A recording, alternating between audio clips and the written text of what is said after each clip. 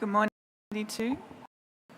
As you know, CITES, just a reminder that I announced yesterday that I'd like to start with summary with ComDoc 1 and 2. It's not showing on the screen, so I will read it a few times, but we'll start with ComDoc 1 and 2 on wildlife trade and the strategic.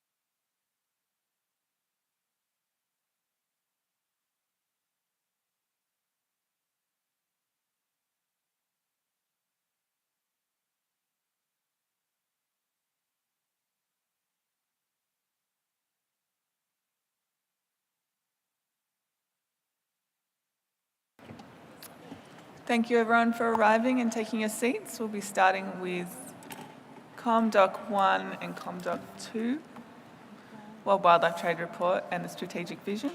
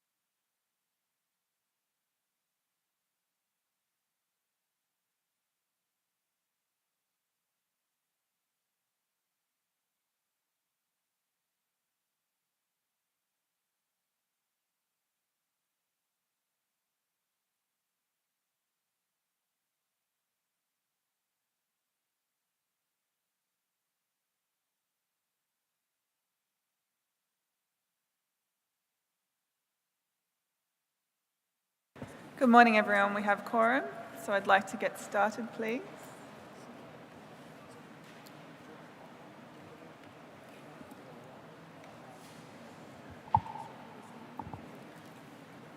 So as I flagged yesterday, we've started to have our in-session documents, our ComDocs returned back to us from the working groups and drafting groups that we have struck. So I will start taking periodically one or two, maybe even three, depending on those ComDocs in amongst the rest of our working program so that we can start to make decisions on those matters.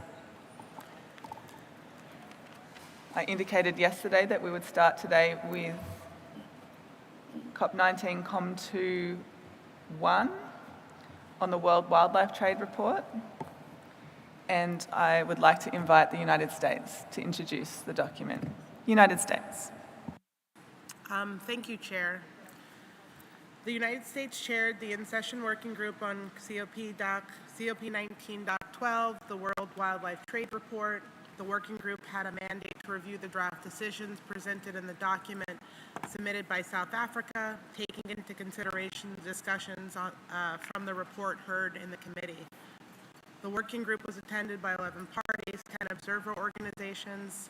During the meeting of the working group, there was a robust discussion on the merits of COP and another wildlife report.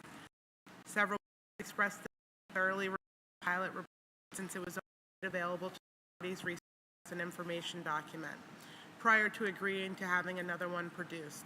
There was consensus in the working group to take a few steps back and allow parties the time to assess the report and a mechanism for parties to provide feedback on the utility of the report, gaps, benefits. The working group by consensus agreed to put forth two revised draft decisions found in COM.Doc 12. Shall I read the decisions or? That's okay, United States. I don't need you to read the documents since they're submitted. I'm just happy for any report from the working group. Thank you. You're welcome, Chair. Thank you.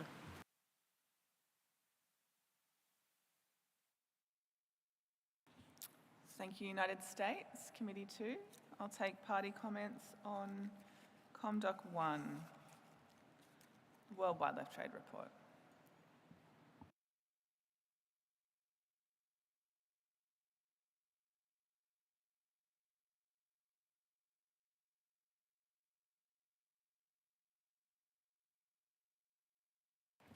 I'm not seeing any requests for the floor, and when it comes to COM.Docs, I will take that as agreement from the committee that we agree to the report of the working group as outlined in Committee 2 in session COM.Doc 1.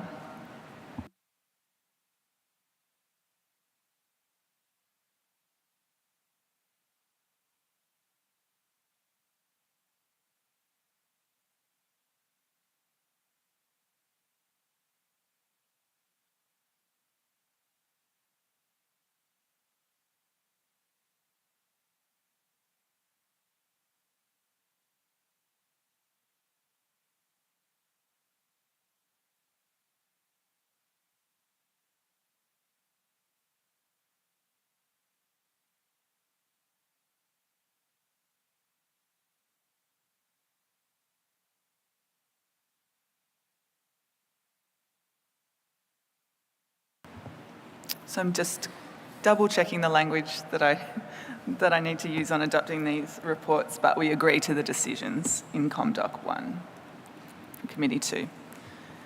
So I have one more document to introduce. So I would like to turn to Committee 2, Document 2, so in session Document 2 of Committee 2, which is on the Strategic Vision Indicators, Document 10. It's entitled Potential Indicators for the CITES Strategic Vision 2021 to 2030. So this document has been prepared by the Working Group on Strategic Vision Indicators. I'd like to invite the United States to introduce the document. United States.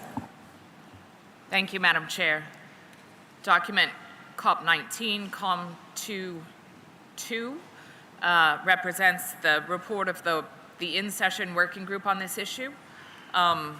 The mandate of the in-session working group was to suggest potential indicators for the 10 objectives for which indicators had not been previously proposed and agreed by the Standing Committee. And the working group met for a single session to consider the potential indicators included in the Secretariat's document COP19 Doc 10 Addendum. and agreed on the indicators that are found in the COM document, and they are highlighted in yellow. And the Conference of the Parties is invited to adopt these additional indicators with regard to the CITES strategic vision for the period 2021 through 2030. Thank you, Madam Chair. Thank you, United States. So parties, comments on Committee 2, Doc 2.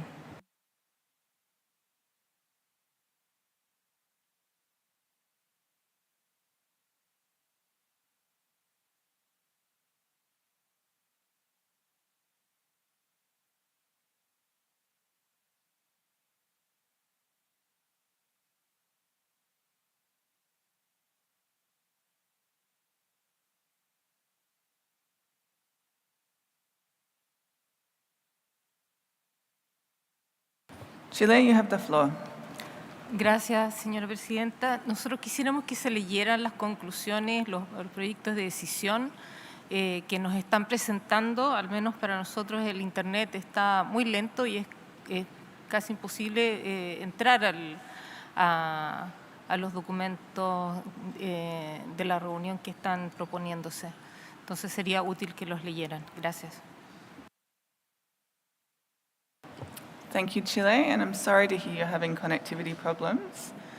The document in front of us is many pages long and we won't be able to read it, but I will pause conclusion on this matter, and I might have the Secretariat just check in with you, Chile, on your connectivity issues so that we can hopefully move through this document. It's just many pages with many indicators. So we will come back to Committee 2, COM 2.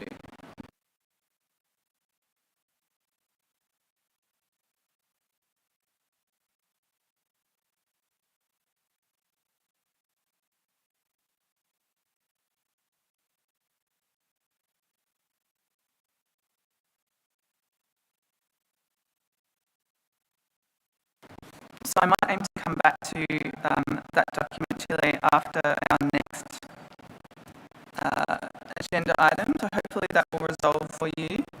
The documents have been available for a couple of days, but I'm happy to give you a little bit of grace to try and reconnect.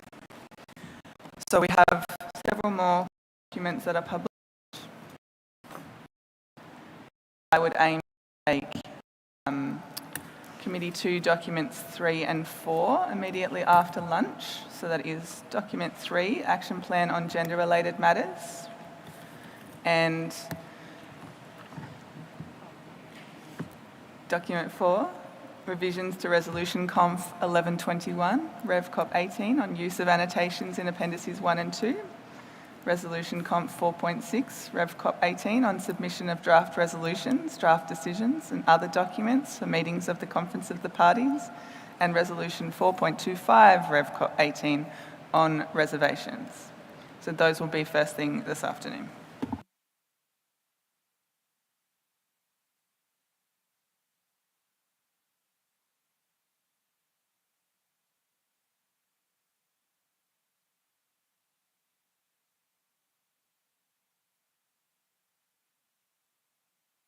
In consultation with the Secretariat, I think I will also aim to take ComDoc 5, Totoaba, in this afternoon's session.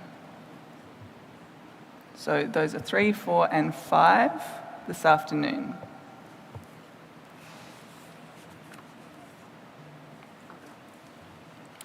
Okay, with that, we will come back shortly to ComDoc 2. But I would like to turn to COP19 Document 42, Purpose Codes on CITES Permits and Certificates. Australia introduced this document last night before we lost our quorum around 9:30. So I would like to open the floor for comments from parties, Document 42.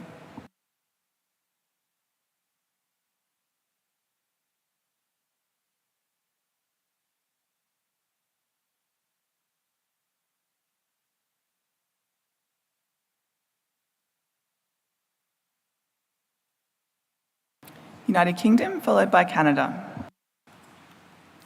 Thanks, Chair. Just to start with, we'd like to note that we've also been having connection issues this morning with the Wi-Fi. So we're hotspotting off our phones. So it might be a cross-cutting issue with the Wi-Fi, just to let you know.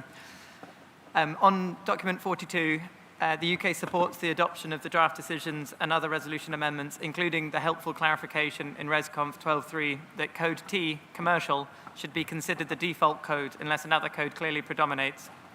We support the formation of an international working group proposed in the draft decision to further consider issues relating to purpose codes. The UK would like to contribute to these discussions in the proposed working group.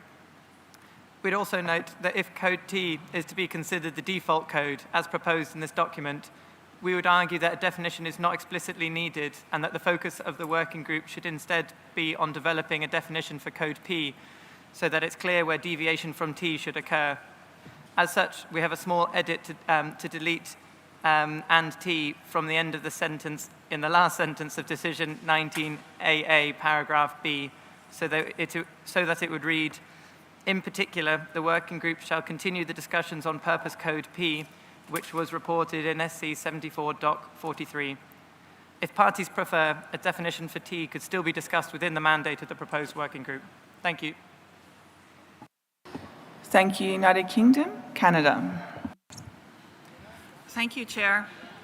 Canada supports the amendments to Resolution Conf 12.3 Rev CoP18 set out in Annex 1 of the document and the draft amendments to Resolution Conf 5.10 on definition of primarily commercial purposes, Resolution Conf 17.8 and Resolution Conf 18.7 outlined in Annex 2, 3, and 4 respectively. We applaud the excellent results of the working group and would like to ensure that the work continues on the other purpose codes which have yet to be completed or evaluated. We would suggest a modest change in decision 19.AA in paragraph B, and I will read it. B, the working group shall, communicating through electronic media, focus on clearly defining purpose of transaction codes, and here's where we would insert something, other than those adopted as of CoP19, comma, and we would continue with the rest of the paragraph B to encourage the consistent use, et cetera, et cetera. We believe this addition would ensure we move forward with the purpose codes that have yet to be examined in depth and allow parties to use the definitions which have been adopted. And we would agree with the comments from the UK that we should focus on the purpose code P since we default to T. Thank you, Chair. Thank you, Canada. European Union.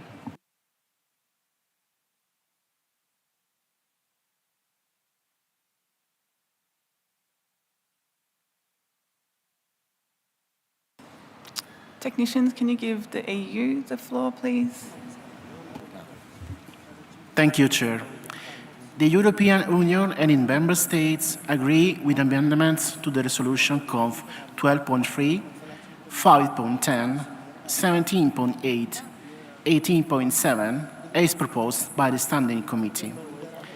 The European Union and its member states note that a consensus was not reached on the definition of purpose codes P and T. Given the importance of such codes, the Standing Committee should continue its work. Therefore, we support the adoption of the decisions 19AA proposed by the Standing Committee in order to re-establish an intersectional joint working group to further review the use of purpose codes by parties and, in particular, to continue the discussion on purpose codes P and T. We appreciate the suggestions made by United Kingdom regarding the purpose code T that contain interesting ideas that it is worth exploring. However, we do not support the proposed changes to the decision 19AA because we believe that such ideas should be explored by the working group. The European Union and its member states support the deletion of decision 14.54. Thank you, Chair. Thank you, European Union. United States. Thank you, Chair. The United States generally supports the Standing Committee's recommended amendments to Resolution COP 12.3 Rev. CoP18, which provides guidance on the parties' use of purpose codes on CITES documents. The United States also supports the proposed amendments to Res. Comp 510 Rev. CoP15 in Annex 2 and Res. Comp 18.7 in Annex 4. We support with edits the proposed amendments to Res. Comp 17.8 and the new proposed amendment to paragraph 2C to Resolution Comp 17.8 in Annex 3. We recommend deleting the language quotation, granted in accordance with Article 3 or Article 4, end of quotation, to ensure consistent application of purpose codes on all CITES documents. The new text will read as follows. Parties ensure that where disposal involves the export or re-export of a confiscated specimen, permits and certificates include the purpose of transaction code that best describes the purpose of transaction in accordance with Resolution COP 12.3 COP18. And in addition, I would like to say that the United States aligns itself with the comments from Canada, and particularly we do not want to go back and revisit purpose codes that have already been defined, and we agree that focusing on purpose code P would take priority over T. Thank you, Ms. Chair. Thank you, United States.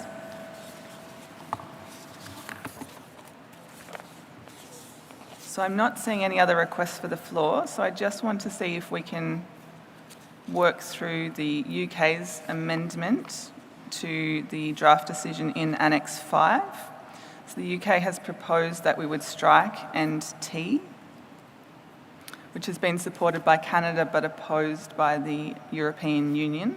Just wanted to come back to Canada and see if you could come back to the United Kingdom and see whether you would like to move forward with your amendment or whether you could take the comments of the European Union that this could be subject to the discussions of the Standing Committee Working Group. United Kingdom? Yep, that's fine. Either with or without that text, it could be considered by the working group. Thank you. Thank you, United Kingdom. I think that's a good way forward. So we will not strike and T, we will maintain it. But I'm sure the chair of the Standing Committee Working Group, when it is struck, will be happy to consider any suggestions along those lines. I will open the floor for observers. If any observers would like to take the floor before I come back and sum up. I have no more parties.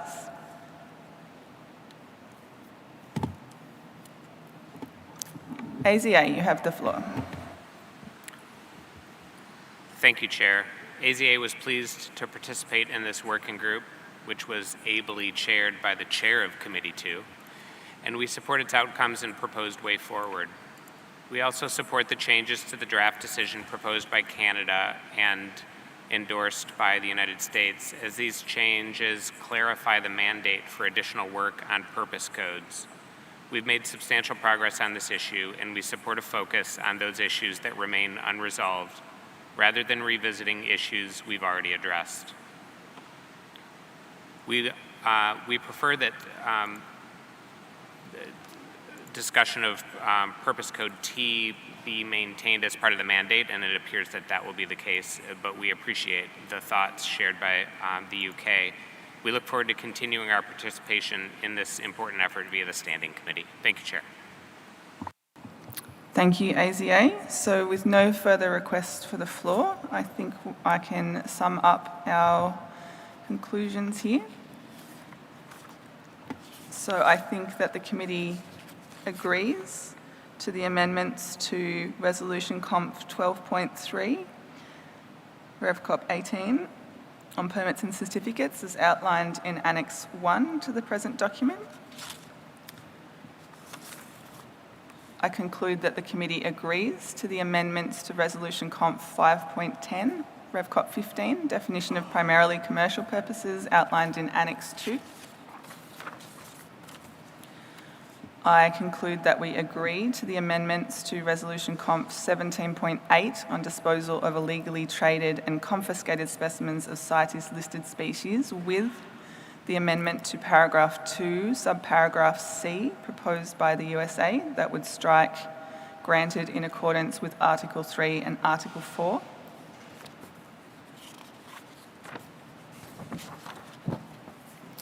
I conclude that we agree to the amendments to Resolution Conf 18.7 on legal acquisition findings outlined in Annex 4.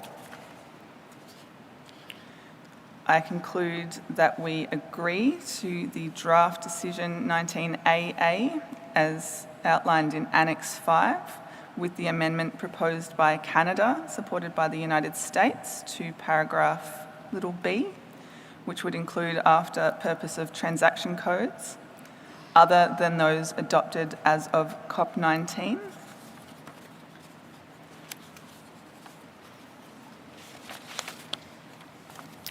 And I conclude that we agree to delete decision 14.54, Rev CoP18.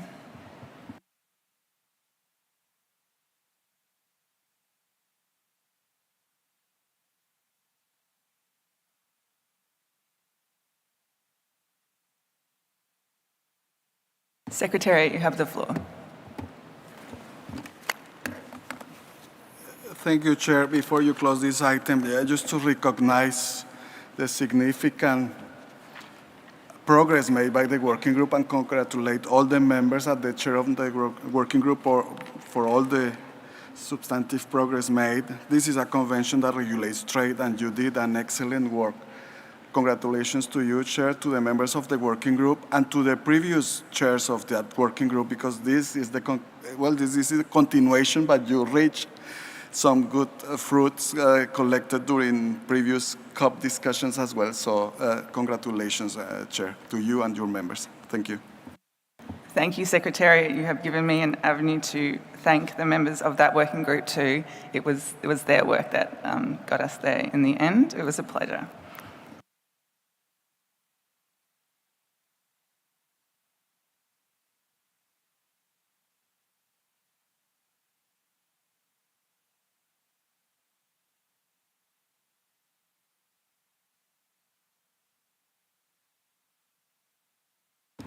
Okay, before we move on, I would like to come back to ComDoc 2, if I can. ComDoc on the strategic vision indicators.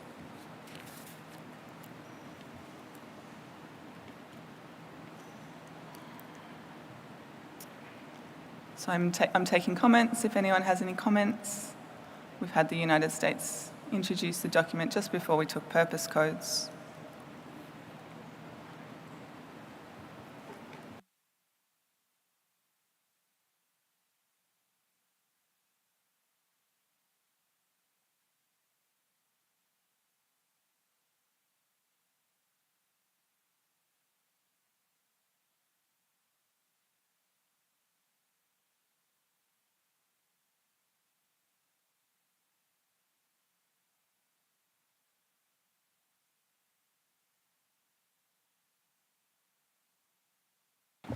Okay, thank you. I don't see any requests for the floor, so it's my conclusion that we agree the indicators as outlined in Com2 Doc 2. And just coming back to document 10, where this matter came from, I also conclude that we delete decisions 18.23 to 18.26. So with that, we conclude our deliberations on COP19 document 10.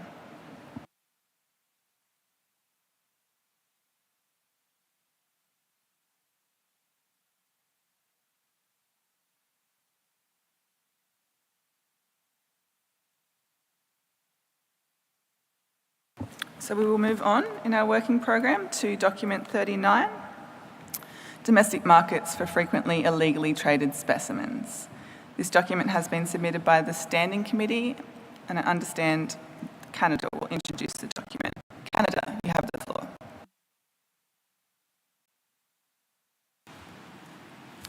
Thank you, Chair. Document 39 has been submitted by the Standing Committee in response to decisions 17.87 and 18.88. At the 74th meeting of the Standing Committee, the committee noted the study undertaken on domestic trade controls in consumer markets. To address the study's findings in relation to online trade, the Standing Committee agreed to submit amendments to Resolution Conf 11.3 Rev CoP18 on compliance and enforcement. See Annex 1 of the present document. With respect to possession, the Standing Committee agreed to submit a further amendment to Resolution Conf 11.3, as well as to submit a new decision directed to the Standing Committee to explore whether further non-binding guidance in this area would be pertinent. The COP is invited to adopt the amendments to Resolution Conf 11.3 on compliance and enforcement contained in Annex 1 of the document, adopt the draft decision contained in Annex 2 of the document, and finally, delete decisions 17.87 and 17.88. Thank you, Chair. Thank you, Canada. So I'll open the floor for parties.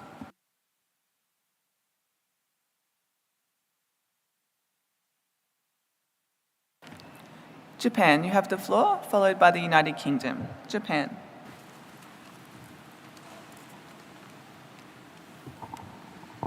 Thank you, Madam Chair.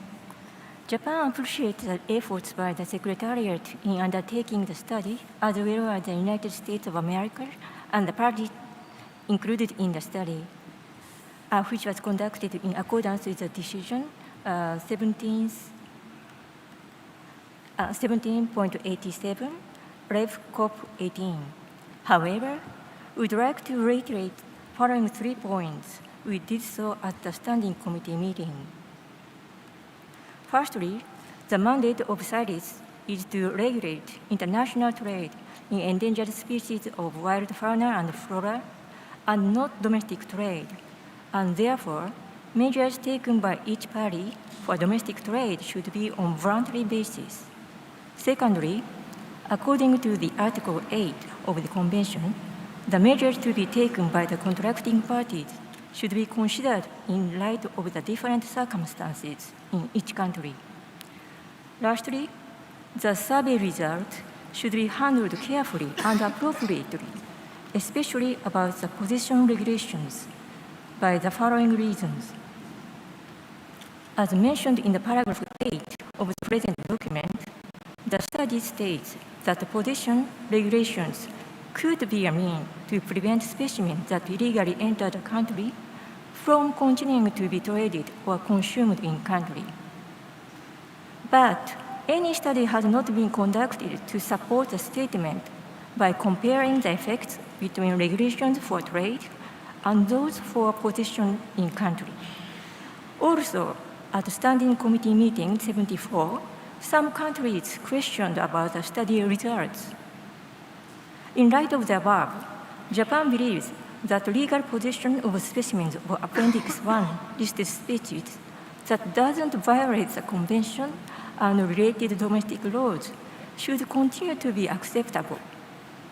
Therefore, Japan doesn't support the insertion of the new paragraph T in the resolution Conf 11.3 Rev CoP18 proposed in the Annex 1, nor the paragraph C of 19AA in the draft decision contained in Annex 2 to the present document.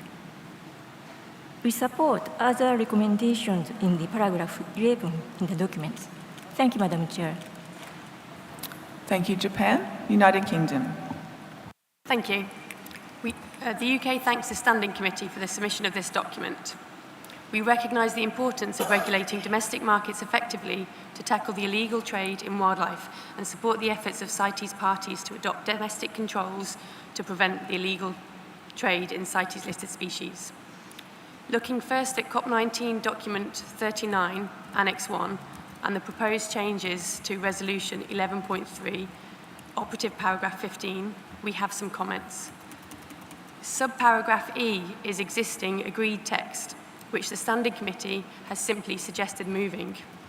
We prefer to keep this agreed text as we think it works better than the changes to Para 15E suggested by the Secretariat. We also note that domestic measures may include regulation but are not limited to regulation. Therefore, the original text allows for non-legislative actions, for example, enforcement. With regards to subparagraph T in operative para 15, we are unclear what the purpose of this paragraph is and how it is intended to work. And as with Japan, we propose deleting subparagraph T. With respect to draft decision 19AA in document 39, Annex 2, we have both an observation and a text proposal. We note that the decision refers to international trade. CITES measures usually refer to trade simply because that word is already defined in the Convention to mean export, re-export, import, and introduction from the sea. So we believe we do not need to refer here to international trade and would prefer not to.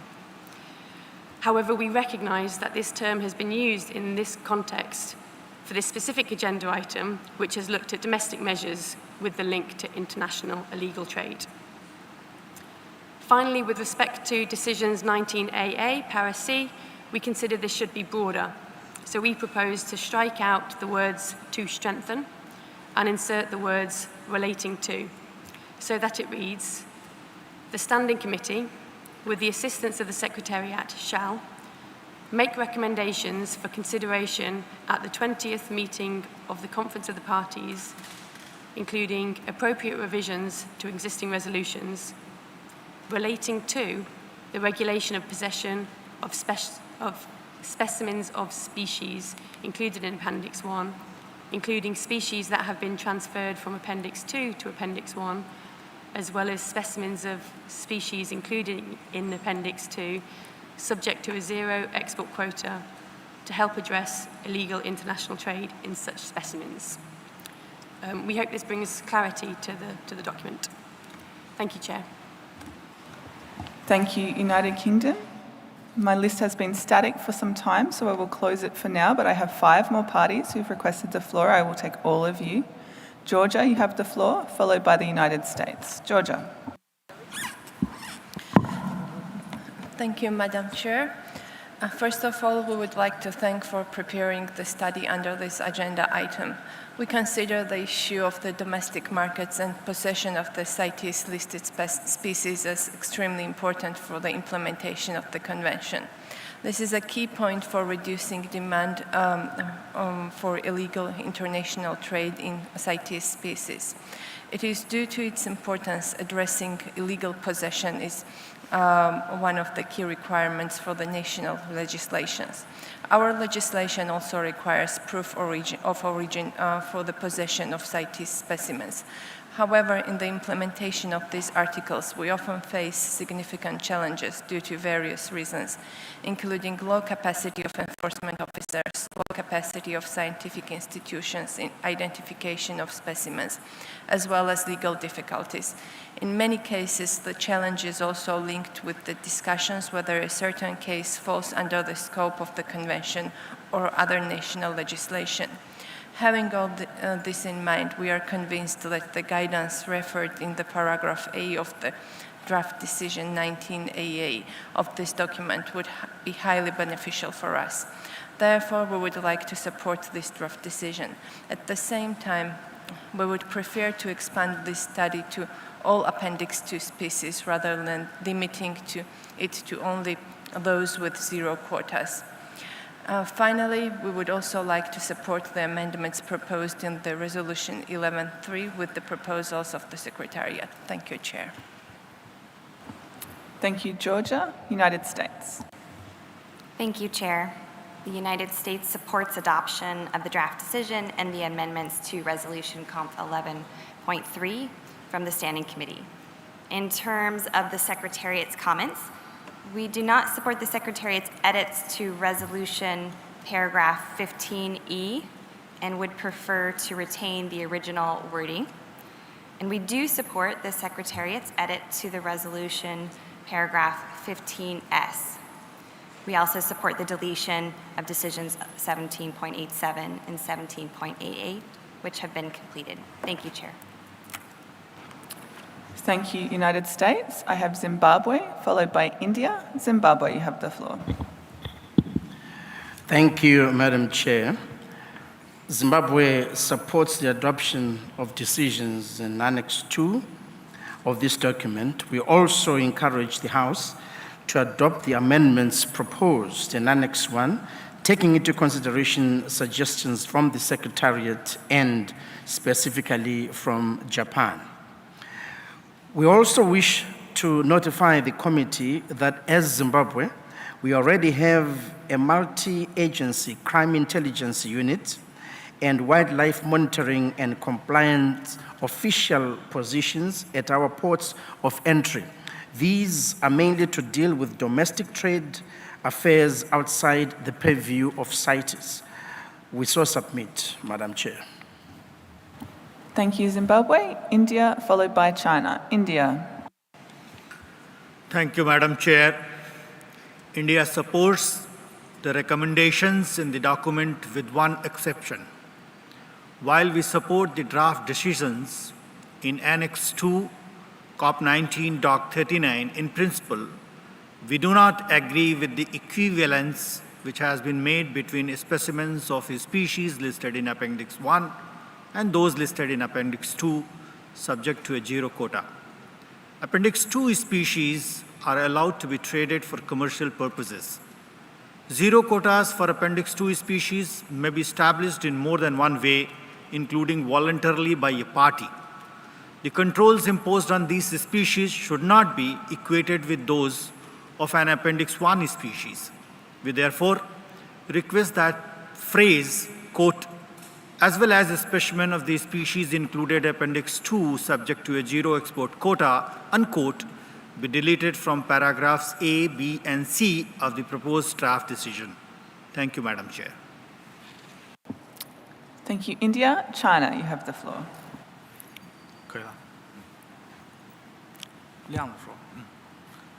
Thank you, Madam Chair. Based on the findings of the study, two main areas for strengthening domestic controls to address illegal trade in specimens of CITES listed. Space for which international trade is predominantly illegal were identified. Concerning Annex 1, China supports the new text in paragraph 15, subparagraph S. However, due to the difference in national legislation amongst the parties, China cannot support the new text in paragraph 15, subparagraph T, and recommends that it be deleted.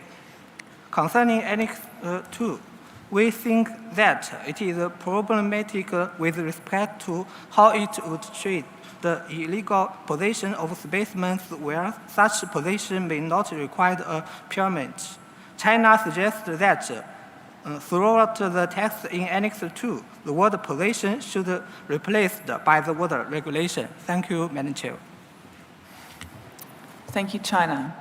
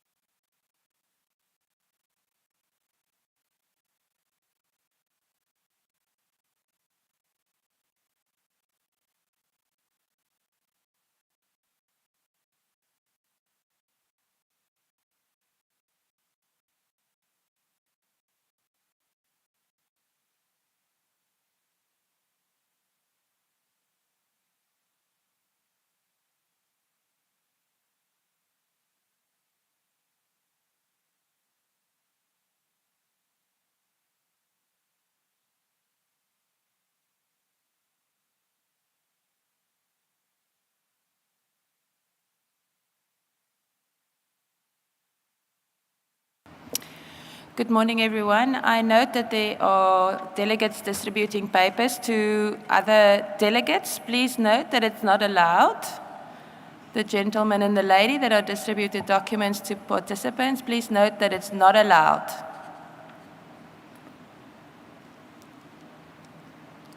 Please refrain from further distributing the documents. Thank you very much.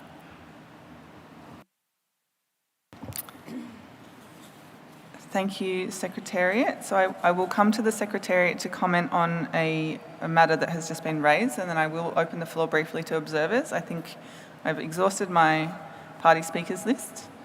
So, Secretariat, you have the floor. Thank you, Chair. I just briefly wanted to note that the study that this document draws on has been made available as information document number 42. So this is where the conclusions of this study is what is the basis for the recommendations made in the document. And one of the conclusions was that better regulation of possession at the national level might limit the international illegal trade. And so the whole idea with the decisions contained in Annex 2, the decision 19AA, was to develop further guidance on how to regulate possession at the national level to ensure that specimens that cannot be internationally traded for commercial purposes are always held, nationally always held in a legal way, and that you can justify this and have controls over the possession at the national level. So therefore, the decisions are focusing on this, and the idea is to develop further guidance on this issue in the next intersessional period. I hope this is helpful. Thank you. Thank you, Secretariat. With that clarification, I'd like to open the floor briefly to observers. If I have observers who'd like to comment on this before I sum up on the amendments we've heard from parties.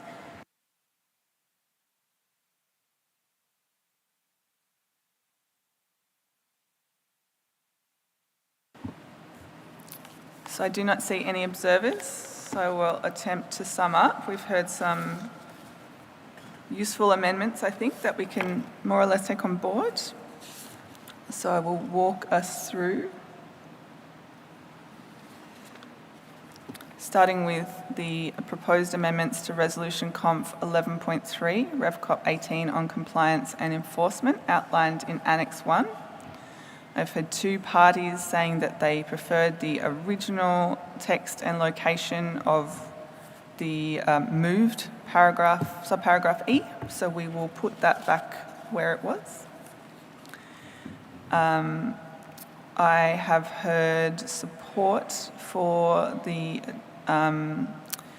subparagraph S with the amendment proposed by the Secretariat, which is just to amend the language related to online trade to trade linked to the internet to ensure we're being consistent with our language. I have not heard support for the new subparagraph T, so we will not agree to include subparagraph T. Moving to Annex 2. I have heard a request and no opposition to deleting throughout the text referring to as well as specimens of species, including Appendix 2, subject to a zero export quota. So we will strike that in A, B, and C, unless the US would like to comment on that. United States. Thank you, Chair. We would like to retain the original wording in the draft decisions as decided by the Standing Committee. Thank you.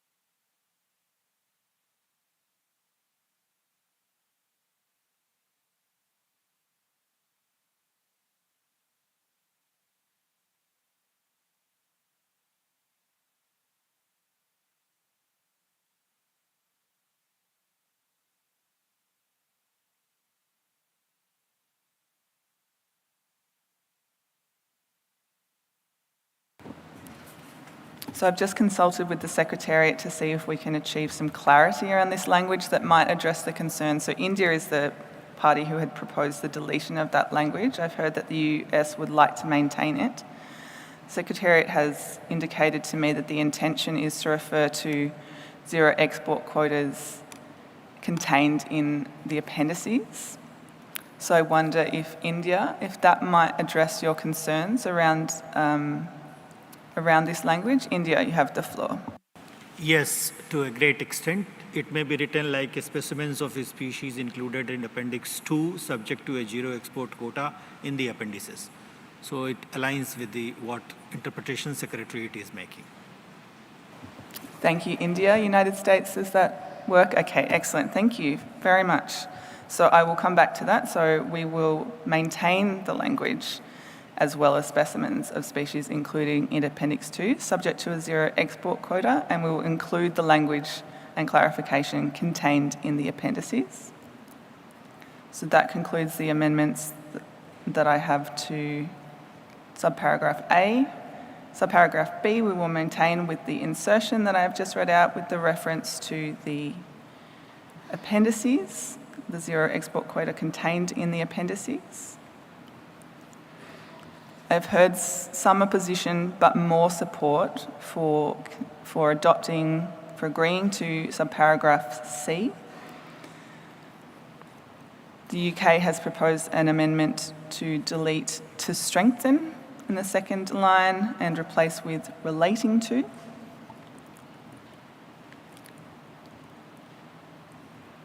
And we will, of course, include the clarification regarding the zero export quotas, that they are those contained in the appendices. And note a few other observations about the draft decisions. I think I have captured all of our amendments.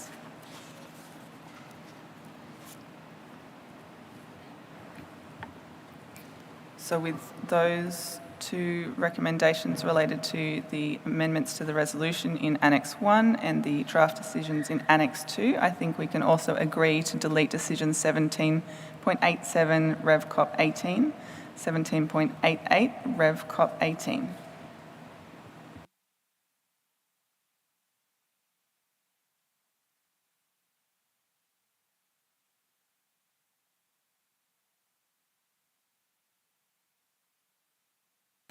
Okay, I will keep us moving. We're making good progress this morning again. So we are moving on to CoP19 document 40, guidance for making legal acquisition findings. This document has been submitted by the Standing Committee, and I understand Canada will introduce the document. Canada, you have the floor. Thank you, Chair, once again. Document 40 has been submitted by the Standing Committee in response to decisions 18.122 to 18.124 on guidance for making legal acquisition findings. Paragraphs 4 to 9 provide information on the implementation of decisions 18.122 and 18.123 as reported to the 74th meeting of the Standing Committee.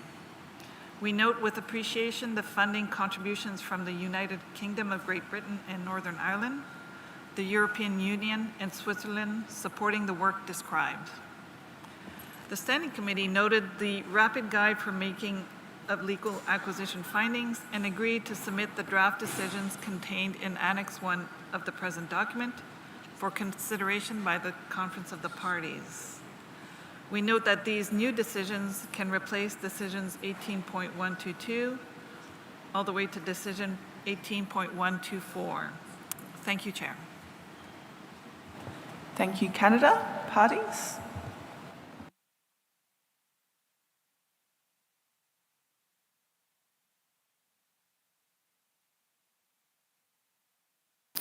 I see the United Kingdom, followed by the United States. United Kingdom. Thank you, Chair. We're pleased to see that there are an increasing number of guidance materials available to parties to support their implementation of legal acquisition findings, including the comprehensive LAF handbook developed by Forest Trends and the Centre for International Environmental Law, as well as the Secretariat-developed Rapid Guide. We support the proposed decisions to test the rapid guide and conduct further work on LEFs to further support parties' implementation on this. Thank you.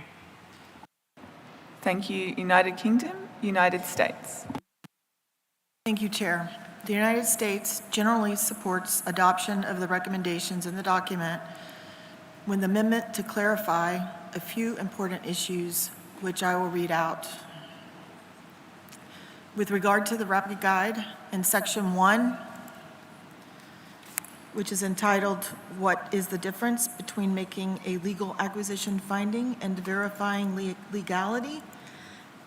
Down in the third paragraph, following Article 7(2) of the Convention, to insert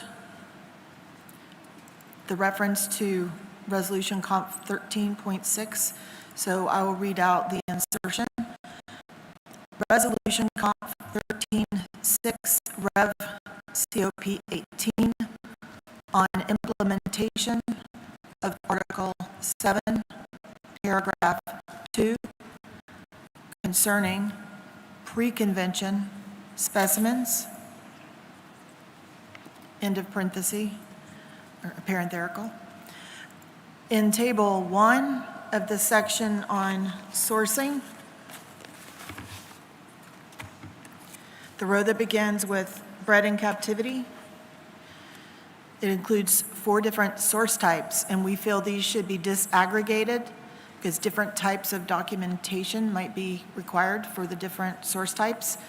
So we recommend a separate row for bred in captivity with the text in accordance with Resolution COP 1016 under the column type of legal finding, and text records that identify the breeder or propagator of the specimens that have been identified by birth or hatch date, sex, size, band number, or other marks under examples of possibly relevant documentation. Then a separate row for artificially propagated with the text in accordance with Resolution COP 1111, Rev COP 18, under the column type of legal finding, and the text records that identify the nursery or propagator of the specimens that have been identified by the propagation date under examples of possibly relevant documentation. And separate rows should be provided for source codes F and Y with the text LAF under type of legal finding. For source code F, add the text records that identify the breeder or propagator of the specimens that have been identified by birth or hatch date, sex, size, band number, or other marks under examples of possibly relevant documentation. And for source code Y, add the text records that identify the propagator of the specimens that have been identified by propagation date under examples of possibly relevant documentation. In Risk Table 3 on page 9, add the addendum concerning legal acquisition findings for marine species. In row 3, insert when available after logbooks and after forms. In row 6, insert when available after observer data relating to transshipment, and delete the parenthetical, for example, through pauses in navigation. And the reason for that is because the pauses in navigation do not necessarily mean transshipment. It could be that the fishing activities are going on. In Region 7, insert domestic measures or before RFMO. Also in row 7, insert records showing compliance with before each of the last 3 examples. And then in row 8, insert domestic measures or before RFMO. Then regarding the draft decisions, the United States supports adopting draft decisions 19 big A to 19 big C on legal acquisition findings. However, the invitation for parties to test the rapid guide for making legal acquisition findings should additionally support the provision of feedback from the parties. This could be accomplished by preparing an additional draft decision directed to the parties as follows. Decision 19, big X, parties are requested to provide observations and feedback to the Secretariat following their tested use of the rapid guide. We also suggest a small amendment to draft decision 19, big B, little a, to ensure party input as follows. I'll read the decision and I'll note the additional text. Subject to external funding, develop digital solutions to automate relevant parts of the rapid guide for making legal acquisition findings. And then insert, inviting parties to provide input on the development of these digital solutions, comma, and then continue with the sentence, and maintain a dedicated work page regarding the verification of legal acquisition for different taxa and specimens on the CITES websites and update it regularly. Thank you, Ms. Chair. Thank you, United States. I have 5 more parties asking for the floor, so I will take them. India, followed by Tanzania. India. Thank you, Madam Chair. India has a robust mechanism in place to ensure sustainability, legality, and traceability of the trade consignments concerned to the species listed in all appendices of CITES. A legal procurement certificate is issued by the authorities as per the guidelines issued by the CITES Management Authority of India. However, India would like to test the possibility of adopting the best practices inbuilt in the rapid guide for making legal acquisition findings developed by the Secretariat.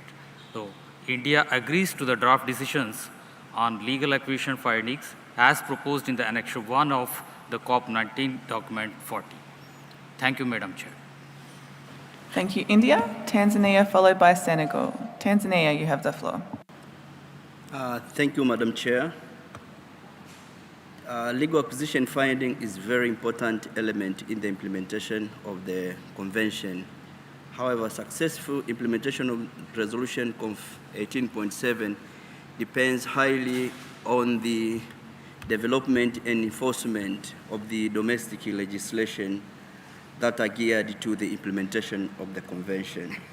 Therefore, Tanzania commends the effort by the Secretariat in the implementation of this decision 18.122 and 18.133, and is grateful for the support by the United Kingdom of Great Britain and Northern Ireland for organizing the international workshop on legal acquisition finding, of which the rapid guidance for the making of legal acquisition finding was discussed and input was provided to improve the same.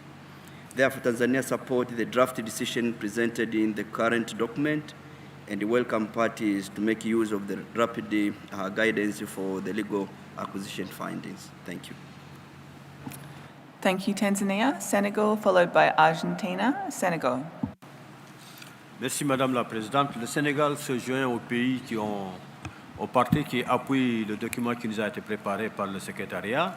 C'est une thématique qui est développée depuis 2018 et je me réjouis qu'on arrive à cela parce que jusqu'ici, La CITES a travaillé sur 3 aspects fondamentaux, la légalité, la traçabilité et la durabilité. Donc l'acquisition légale ne fait que venir renforcer tout cela de manière plus transparente pour une meilleure gestion et une gestion durable des ressources naturelles. Merci.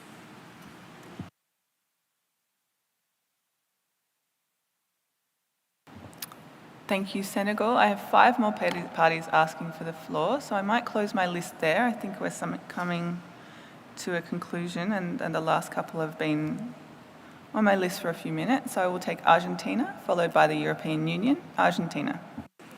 Muchas gracias. La República Argentina expresa su apoyo a las decisiones propuestas y hacemos propicia la ocasión para agradecer a la Secretaría de la Convención y al Reino Unido por la organización del Taller Internacional sobre Dictámenes de Adquisición Legal que tuvo lugar en el mes de agosto en la ciudad de Oxford, del cual nuestro país tuvo la oportunidad de participar. Muchas gracias. Thank you, Argentina, European Union, and then Peru, European Union. Thank you very much, Madam Chair. On behalf of the EU and its member states, I would like to thank the Secretariat and everyone who participated in the work that led to the rapid guide for making legal acquisition findings.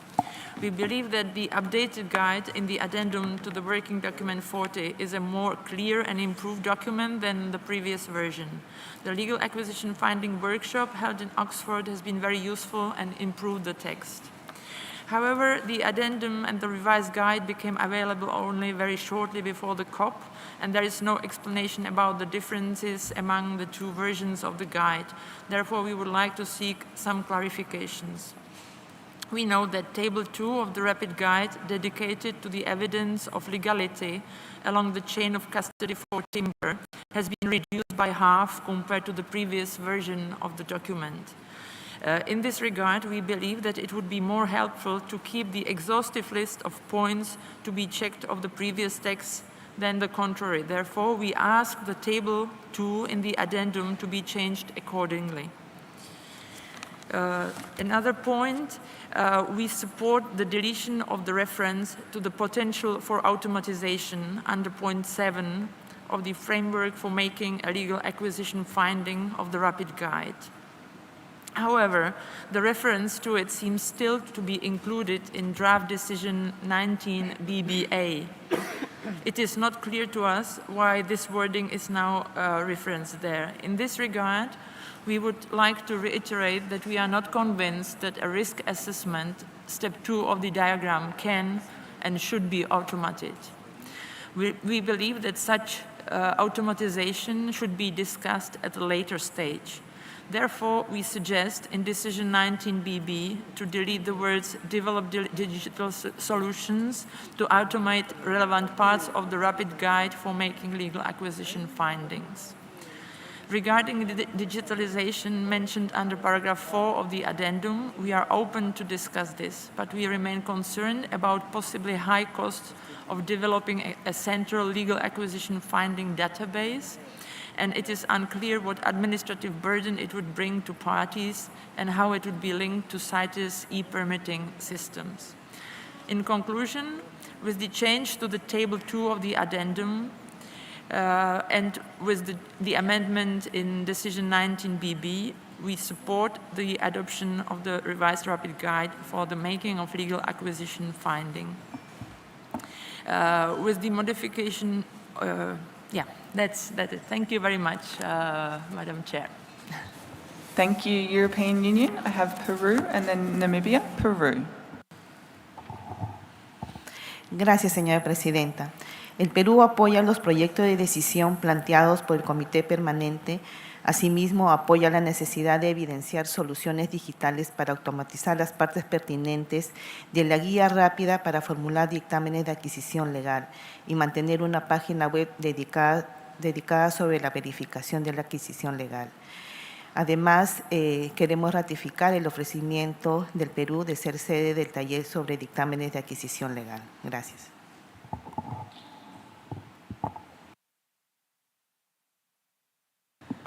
Thank you, Peru. Namibia, and then my final party speaker is Benin. Namibia. Thank you, Chairperson. Namibia participated in the international workshop on legal acquisition findings, which took place this year in the UK. Experiences were shared. We found the workshop to be very educative. We would like to thank the UK, EU, and Switzerland for all their support in making the workshop possible. And also, thank you to the Secretariat for their support as well. We appreciate the revised REBIT guide for the making of legal acquisition findings contained in the addendum to the document under discussion. And would like to urge parties here to adopt it, including changes to Conf 18.7, Conf Resolution 18.7. We also support the draft decisions 19.AA to 19.CC as contained in Annex 1 to the present document. Thank you, Chairperson. Thank you, Namibia. Benin. Merci, Madame la Présidente. Le Bénin remercie le secrétariat et tous ceux qui ont participé donc activement à l'élaboration de ce document. Et le Bénin se joint donc à tous ces pays qui soutiennent également le document et les projets de décision qui ont été préparés et demande que le secrétariat puisse le rendre disponible et accessible aux parties et avec des notes explicatives. Merci, Madame la Présidente. Thank you, Benin.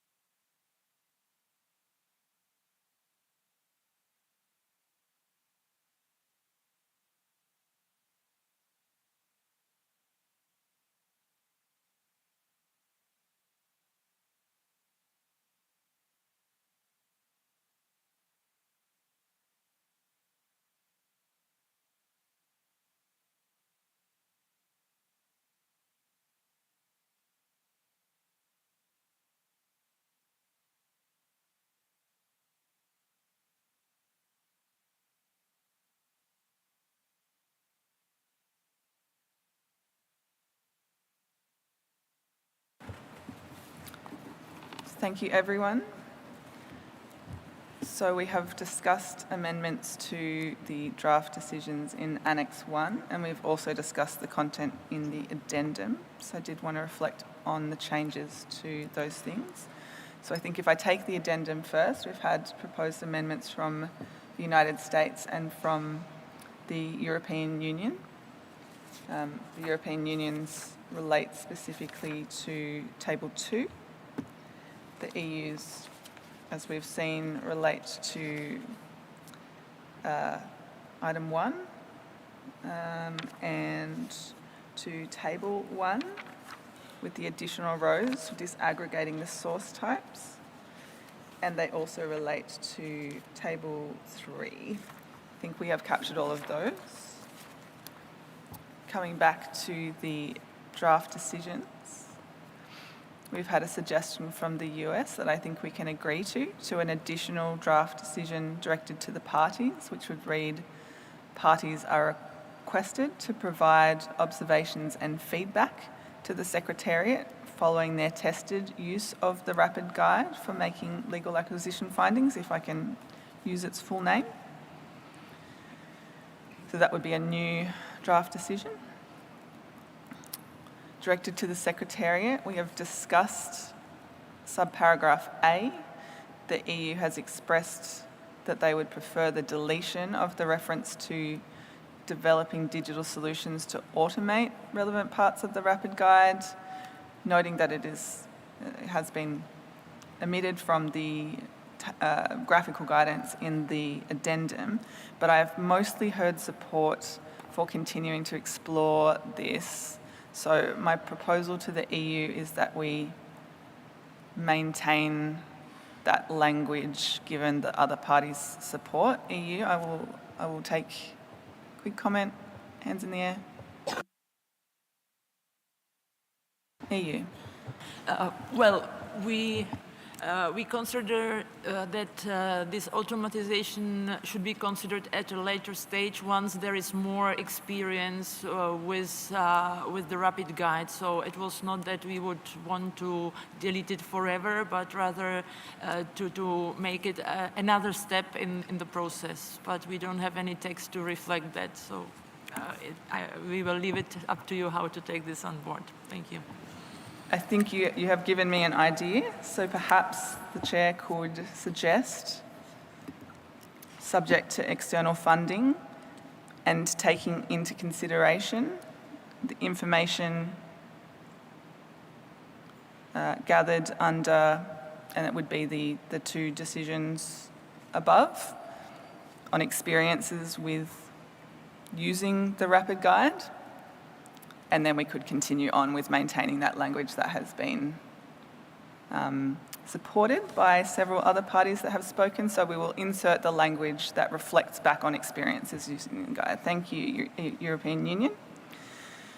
And then directly after that text, we've had a suggestion from the United States to insert inviting parties to provide input on these digital solutions. So I think there's a nice circle around there where there's lots of sharing of experiences. So those are the amendments I think we agree to on subparagraph A, decision 19BB.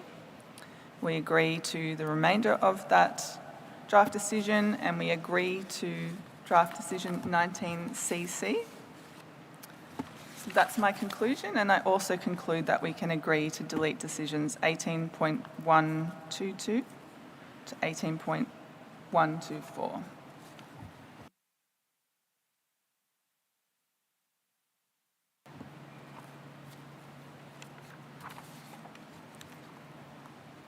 And just so that we're clear, we adopt the amendment, so with reference to the annex to the addendum, we agree to the amendment to Resolution Conf 18.7 on legal acquisition findings in the annex to the addendum, CoP19 DUC 40 addendum, with the inclusion of the new annex entitled Rapid Guide for the Making of Legal Acquisition Findings.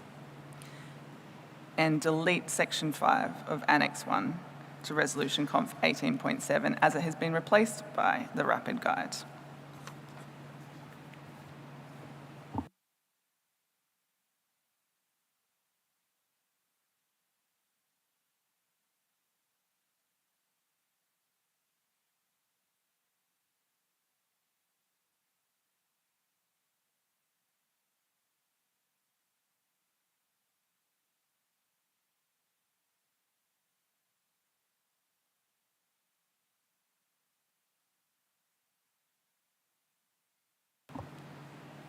So we will move on.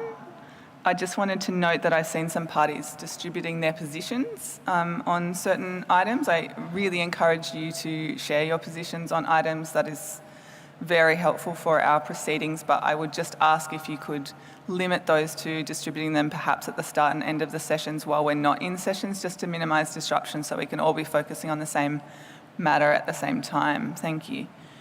So we will move on. We are up to CoP19 document 52.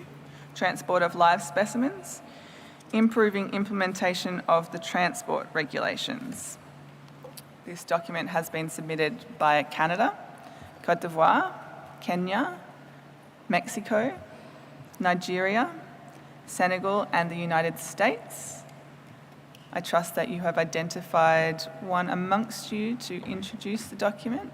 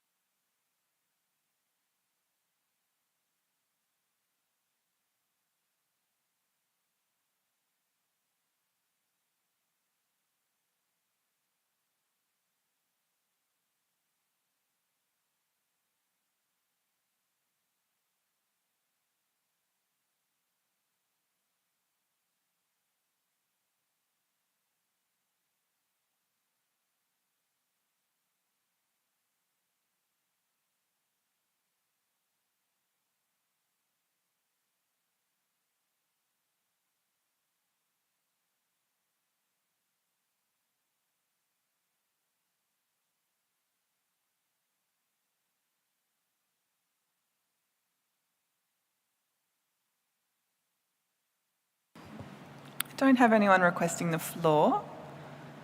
I'm wondering if there's a party who can clarify if we might just be waiting for someone. United States. Thank you, Madam Chair. I believe our co-proponent Nigeria will be introducing the document, but our colleague was having some problems with the mic. Thank you, United States. I missed that. Technicians, can we assist Nigeria?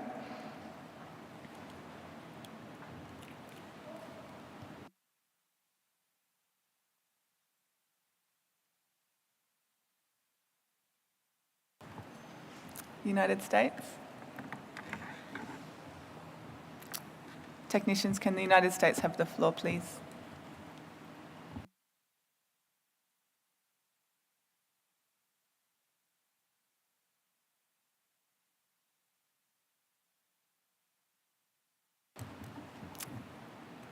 Technicians, United States has the floor.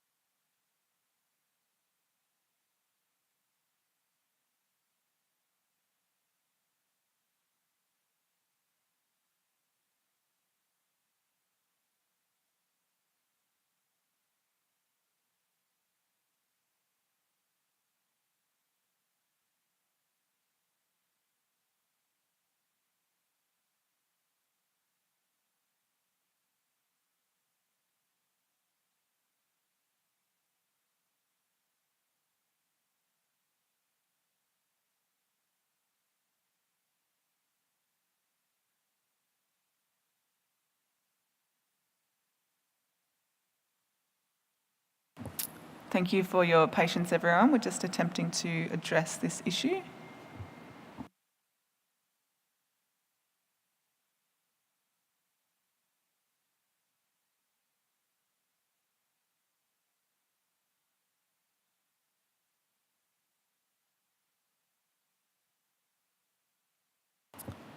United States, it does appear that Nigeria won't be able to introduce this document now. Would you like to suggest a way forward? Thank you, Chair. And thank you to Nigeria for planning to introduce this document.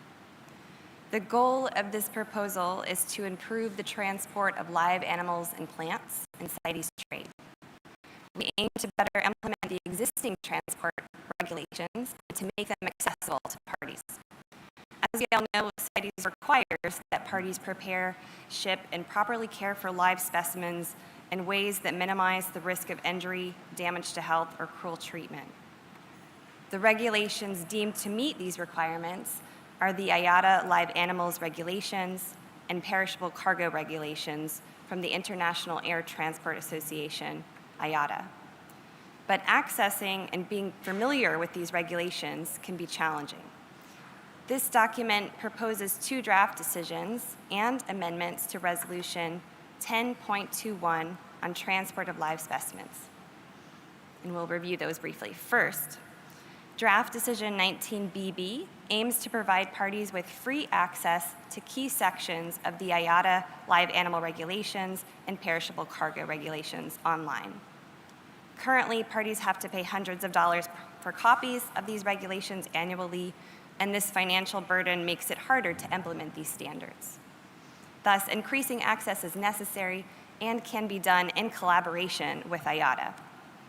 Second, Draft Decision 19AA would allow for a workshop to share best practices in live animal transport. Third, we propose to amend Resolution 10.21 to encourage parties to use the guidance in the IATA regulations also for the domestic portion of an international CITES shipment of live specimens.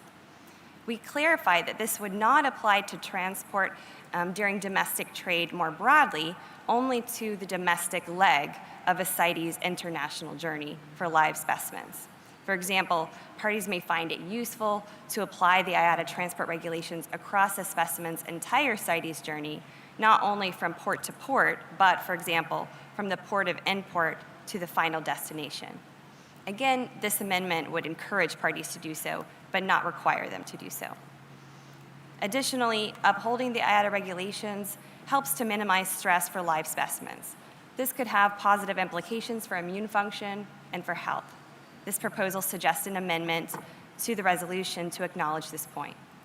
Lastly, we note that this proposal builds on ideas from the 74th meeting of the Standing Committee, where the parties asked the Secretariat to consider various options for greater accessibility to the transport regulations, as proposed by Canada.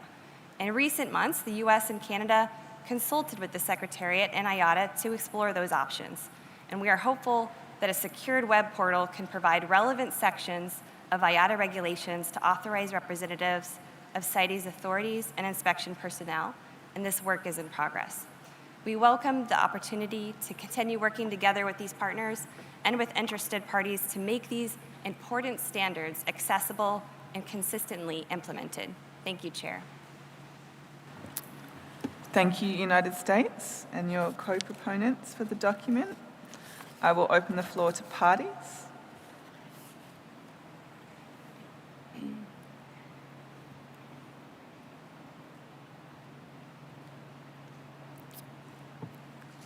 So I will take China, followed by Senegal. China, you have the floor. Thank you, Madam Chair. We thank Canada and the co-proponent parties that submitted the document. China fully understands the difficulties and shares some concerns of the parties in obtaining IATA documents and endorsed the draft decision as in Annex 1 to Document 52. With regard to the 2 proposed amendments to Res 1021 on transport of live specimen in Annex 2 to the document, we believe that it is unacceptable since they go beyond the context and mandate of the Convention. Thank you, Madam Chair. Thank you, China. Senegal. Merci, Madame la Présidente. Le Sénégal voudrait prendre la parole en tant que co-auteur pour vraiment appuyer cette proposition qui consiste à un respect à la vie sauvage. Je mettrai l'accent sur les transports, les normes IATA quand il s'agit d'un transport intérieur. Dire que ça ne relève pas de la Convention, ça m'inquiète un peu, parce que la Convention est à l'origine du transfert. Si la Convention n'a pas délivré des papiers, IATA ne s'en approprierait pas. Donc, toujours j'insiste sur la manipulation avec une certaine éthique.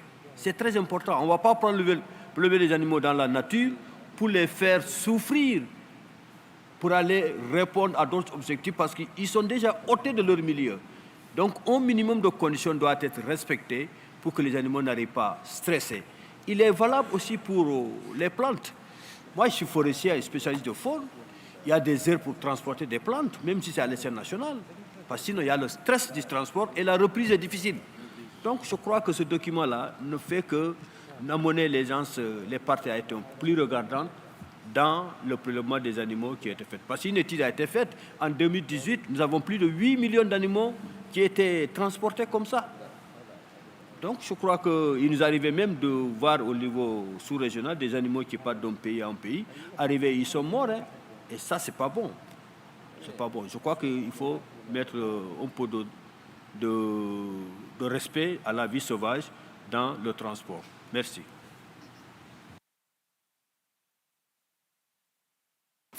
Thank you, Senegal. I will take the European Union, followed by the United Kingdom. European Union.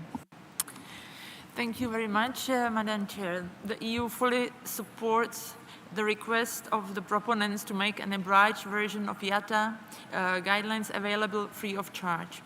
We also support the organization of a workshop aiming at sharing best practices related to live animal and plant transports. We therefore call for the adoption of the 2 draft decisions in Annex 1, taking on board the amendments suggested by the CITES Secretariat. We can also support the proposed amendments to Resolution Conf 1021, Rev CoP16 on transport of live specimens. We appreciate the clarification provided by the US regarding application of IATA guidelines on domestic trade. I have one suggestion. The decision 19BB invites the Secretariat in consultation with the Standing Committee to work with the IATA in order to make IATA guidelines available to parties and enforcement authorities free of charge. We would like to suggest that the CITES Secretariat also explores the possibility that the IATA guidelines are made accessible free of charge to a broader range of exporters, traders, and importers in order to facilitate implementation of the guidelines. Thank you, Madam Chair. Thank you, European Union. United Kingdom. Thank you, Chair. We thank the proponents for the proposal and strongly support the intention behind it, which is to support the implementation of parties' obligations under the Convention to ensure the appropriate care and treatment of live animals in international transport.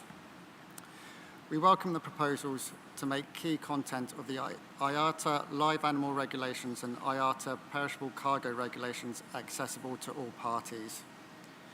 We also support the proposal to undertake an online workshop to share best practices related to live animal and plant transport.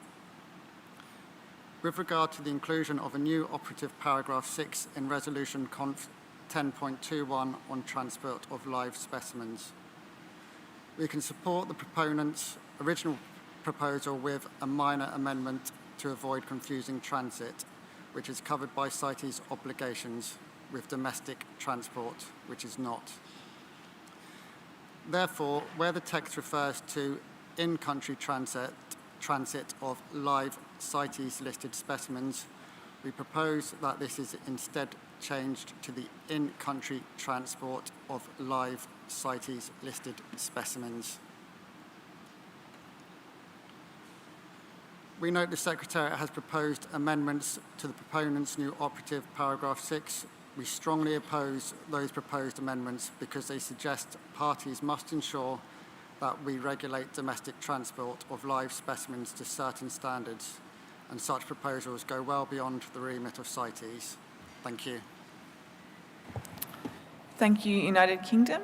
So I have quite some parties asking for the list, so I will close my list for now. I'm hoping that we can make some progress through this. So I will take Bolivia, followed by Côte d'Ivoire. Bolivia.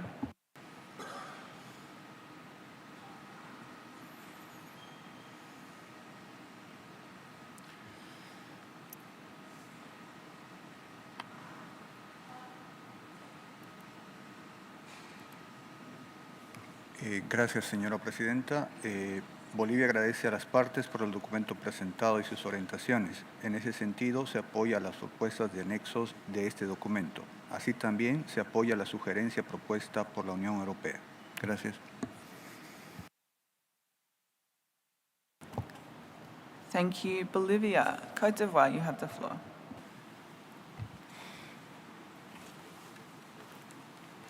Merci, Madame la Présidente.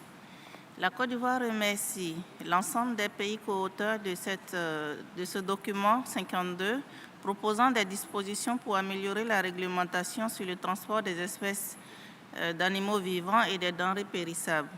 Nous remercions également toutes les parties qui sont intervenues pour soutenir ici cette proposition. Au nom de toutes les parties de la CEDEAO, nous encourageons vivement toutes les parties à la CITES de soutenir l'adoption du projet de document 52. Nous le considérons urgent pour nos agents de terrain. La réglementation sur le transport des animaux vivants est complexe et coûteuse à mettre en œuvre. Il est important de soutenir les initiatives proposées dans le document 52 et il est aussi important de commencer une discussion plus large pour le soutien des États pour la mise en œuvre de toutes les normes de la CITES. Nous devons équiper nos États en leur octroyant des ressources qui leur sont nécessaires pour respecter la CITES. J'encourage donc toutes les parties à appuyer cette proposition. Je vous remercie, Madame la Présidente. Thank you, Côte d'Ivoire. I will take Israel, followed by Mauritania. Israel. Thank you, Chair. These are important improvements that are entirely consistent with the text and the intentions of our convention.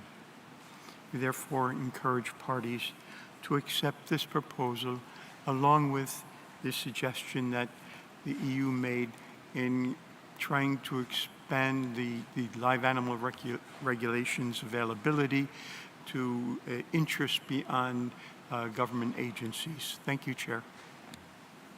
Thank you, Israel. Mauritania, followed by Georgia. Mauritania.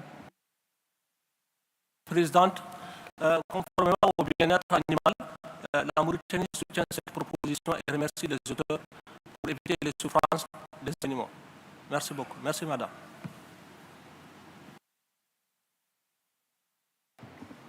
Thank you, Mauritania. Georgia.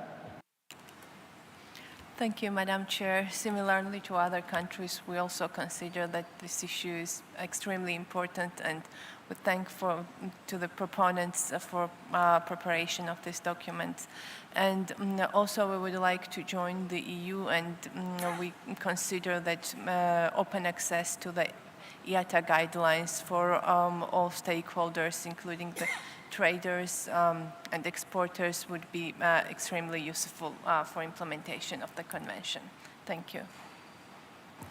Thank you, Georgia. So I will take Kenya and then Zimbabwe and then Burundi.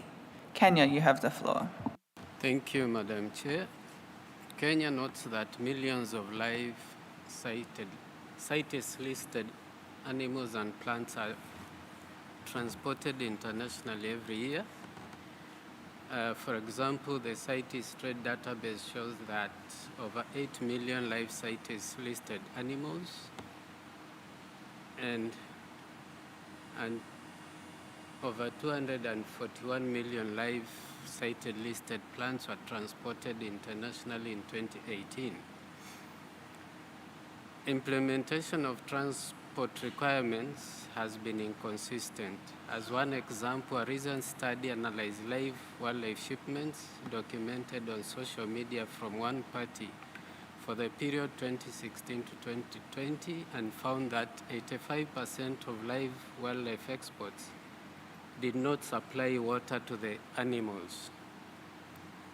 Failing to provide appropriate transport conditions may be the result of insufficient capacity or limited knowledge and distribution of the transport guidelines to CITES management and enforcement. Therefore, Kenya supports the adoption of these proposals as jointly presented by Canada, Cote d'Ivoire, Kenya, Mexico, Nigeria, Senegal, and the United States of America, and also concurs with the additions of EU, UK, and Senegal. Thank you, Madam Chair. Thank you, Kenya. Zimbabwe. Madam Chair, it is Zimbabwe's position that this document is certainly in alignment with the text of the convention and promotes trade. Zimbabwe supports the adoption of the document and urges parties to comply with IATA guidelines and, as is possible, develop best practice under such guidelines. We do also fully support the advice of the Secretariat and find it helpful.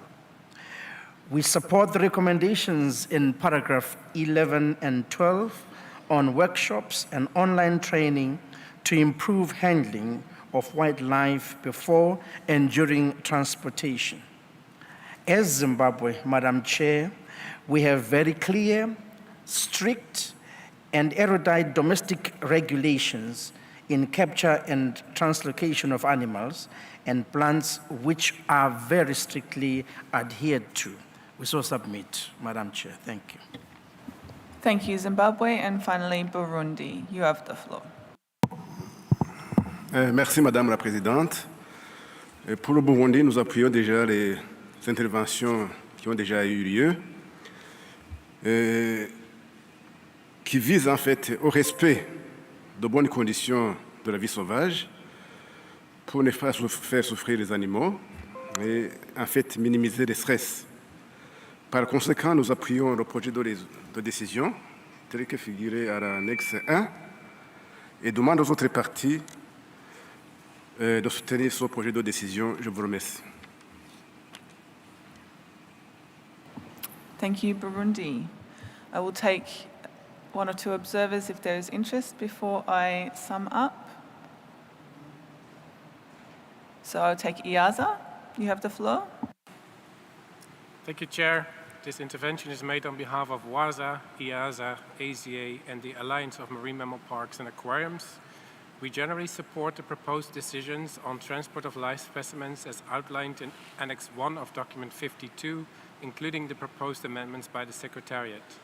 With regards to draft decision 19AA, we recommend to, in addition to parties' expertise, also consider inclusion of the expertise of other expert organizations in this decision. With regards to draft decision 19BB, our organizations agree that it is a step forward when authorized representatives of management authorities have access to the IATA live animal regulations. However, it's our strong belief that, first and foremost, the exporter, transporter, and importer of the live specimens should have readily available access to the IATA live animal regulations for free, as indeed should be true for all regulations. These entities are ultimately responsible for the conditions under which live animals are transported. They are expected to follow the IATA live animal regulations. How can this be expected when the access to these guidelines is not free and not transparent, and when these guidelines change on an annual basis? In alignment with the proposal of the EU and supported by the other parties, we therefore urge parties for more ambition in this decision directed to the Secretariat and Standing Committee, aiming towards free and transparent access of the IATA live animal regulations to all relevant stakeholders in the transport of live animals. Regarding the proposed amendments to Resolution CONF 19.2021, Ref COP16 on transport of live specimens, we believe there is a mistake in the sequence of events in the proposed new paragraph in the preambular text, starting with acknowledging, that's the fourth paragraph in the preamble, the potential for negative impact on wild populations should logically follow after the additional take of wild specimens. Secondly, we believe the word animal health is a more appropriate term to use than immunity towards the end of that paragraph. I'm happy to read that sentence with those proposed changes, Chair, if that's of use. Thank you.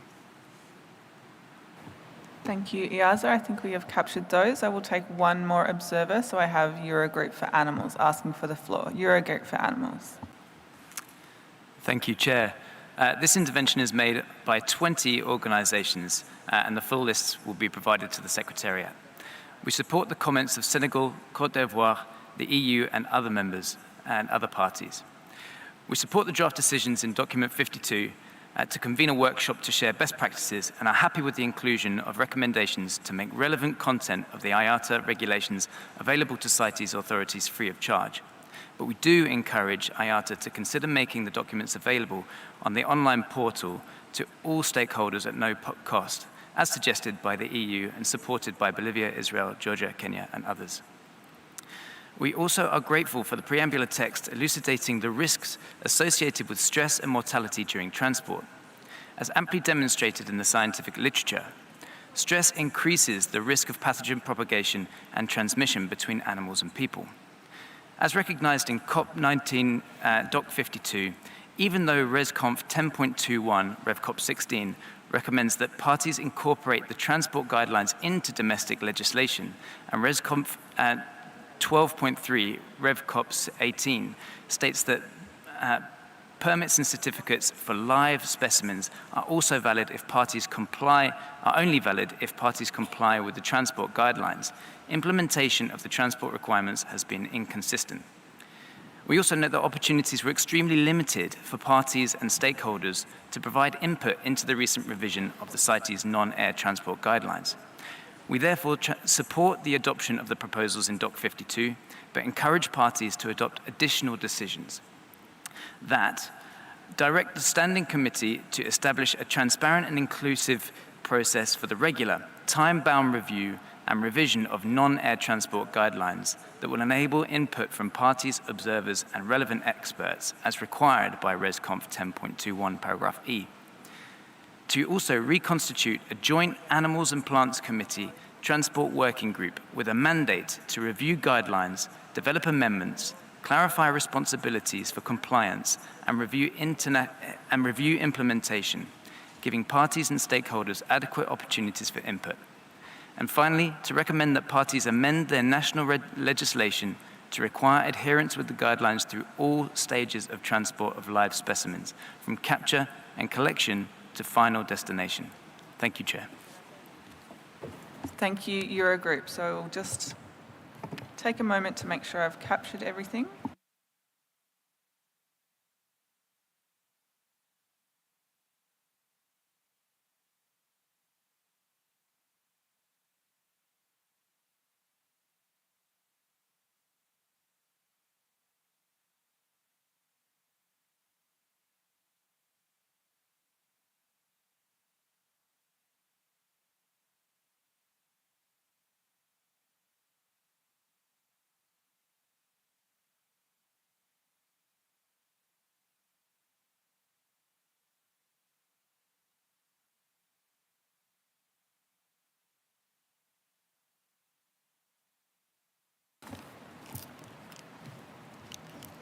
So I did want to come back, European Union, to your suggestion, which has been supported by a number of parties, to amend draft decision 19BB to make the IATA live animal regulations and perishable cargo regulations available to a broader range of stakeholders, and see if we could find some language towards the end of that decision that would reflect that suggestion.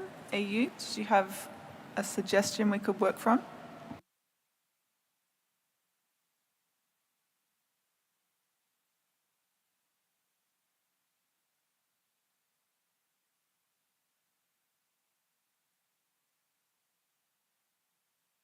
EU, if you'd like the floor, I'm happy to give it to you. Thank you very much, Madam Chair. We are flexible on the wording. We were thinking of naming exporters, transporters, and importers, but whatever wording you suggest, it could be fine. Thank you.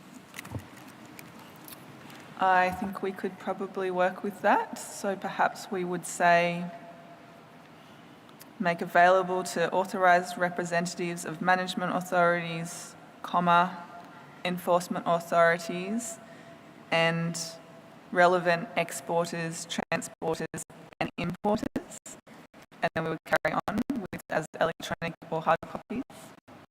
We've heard that language a few times, so I think that would probably work.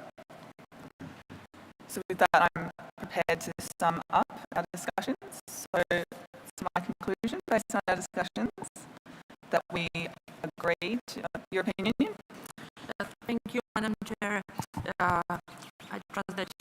the best wording. I was just wondering, the original sentence was ending by depending on the needs of the party. So then maybe we can add the other stakeholders after the reference to the party. So just to consider making them accessible as well to exporters, transporters, and exporters, or something along these lines. Thank you. Thank you, European Union. That's better. So I will read the decision, if I can. 19BB, the Secretariat shall, in consultation with the Standing Committee, work with IATA to make relevant sections of the IATA live animal regulations and IATA perishable cargo regulations available to authorised representatives of management authorities and enforcement authorities as electronic or hard copies depending on the needs of the party, and consider making them available to other relevant exporter, transporters and importers free of charge. So we will just make sure we get all the right commas in there. So with that, I think we agree to the draft decisions on transport of live specimens in Annex 1. No amendments to 19AA and the amendments I've just read to 19BB. I've heard some opposition but mostly support for adopting the amendments to Resolution Conf 10.21, Rev CoP 16 in Annex 2. And we heard a minor amendment which was supported by several other parties from the United Kingdom in paragraph 6, where it refers to the in-country transit of live CITES listed specimens. We would amend that to read the in-country transport of live CITES listed specimens.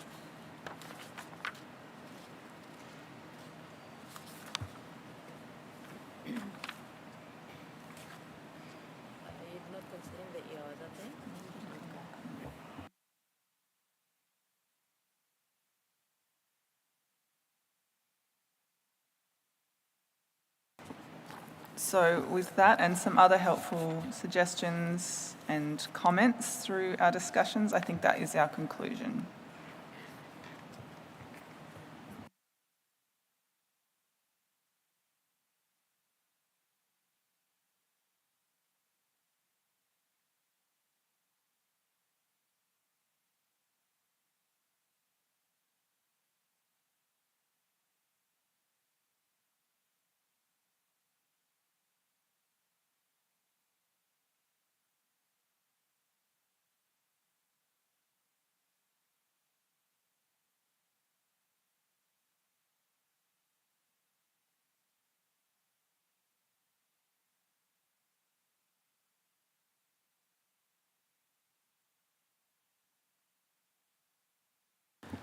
So with 1 hour before our lunch break, plenty of time, I think, we will move to CoP19 document 55. Registration of operations that breed Appendix 1 animal species in captivity for commercial purposes. This document has been submitted by the United States of America. I don't have a note actually as to who's introducing this. So if you are introducing this, please take the floor. United States, you have the floor.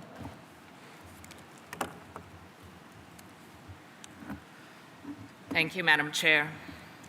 The United States is pleased to introduce document CoP19, Doc 55, registration of operations that breed Appendix 1 animal species in captivity for commercial purposes. Article 7, paragraph 4 of the Convention provides that specimens of Appendix 1 animal species bred in captivity for commercial purposes shall be deemed to be specimens of species included in Appendix 2. In Resolution Conf 12.10, Rev CoP 15, on registration of operations that breed Appendix 1 animal species in captivity for commercial purposes, the Conference of the Parties agreed that the exemption should be implemented through a register of such operations and set out the registration process, noting that the application process for registering Appendix 1 commercial breeding operations requires information on the type of products to be exported, We believe the approval of an operation should also be specific to the products described in the registration. Additionally, we think the registration process should be followed when there is a major change in the nature of the operation or in the types of products being produced for export. The resolution already calls on the management authority to be satisfied that the captive breeding operation will make a continuing meaningful contribution according to the conservation needs of the species concerned. And we believe that should include ensuring that trade from the registered operation will not negatively affect efforts to combat illegal trade in the species. Finally, we note that the resolution does not include a description of how registration is maintained. In Annex 1 to document CoP19, Doc 55, we have proposed amendments to Resolution Conf 1210, Rev COP 15, to address these issues. In considering the Secretariat's comments on the document, we note that in paragraph D of its comments, it has suggested several changes to our proposed amendments, a number of which we believe strengthen the resolution, consistent with what we are seeking to do in our document. We support the Secretariat's suggested amendment to operative paragraph 2, which begins with the word agrees. We also support the Secretariat's suggested amendment to paragraph 5D. With regard to paragraph 5E, we do not support the Secretariat's amendments and suggest retaining the original text rather than accepting our or the Secretariat's proposed amendments. We support the Secretariat's suggested amendment to paragraph 5G, but we note that it should reference major change in strategies rather than changes. We also support the remainder of the Secretariat's suggested amendments to paragraph 5. While we are unclear whether the Secretariat meant to omit these from their comments, we continue to support our proposed amendments to Annex 1, paragraph 15, Annex 2, paragraph 1C, and Annex 3, paragraph 5. We support the Secretariat's proposed addition of Annex 4, procedure to be followed by the Secretariat to inform parties about changes in registered operations. And finally, we concur with the Secretariat that if these amendments to the resolution are adopted, then the draft decision is not needed. With these additional changes, we propose that the Conference of the Parties adopt the amendments to Resolution Conf 12.10, Rev COP 15. Thank you, Madam Chair. Thank you, United States. So I open the floor to parties.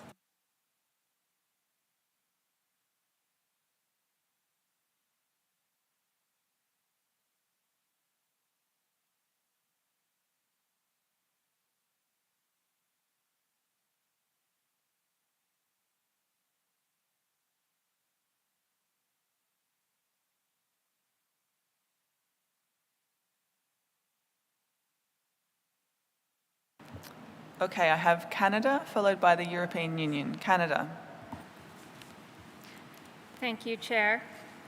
Canada appreciates the information and issues raised by the United States presented in this document, but we have significant concerns over many of the changes proposed to address those issues.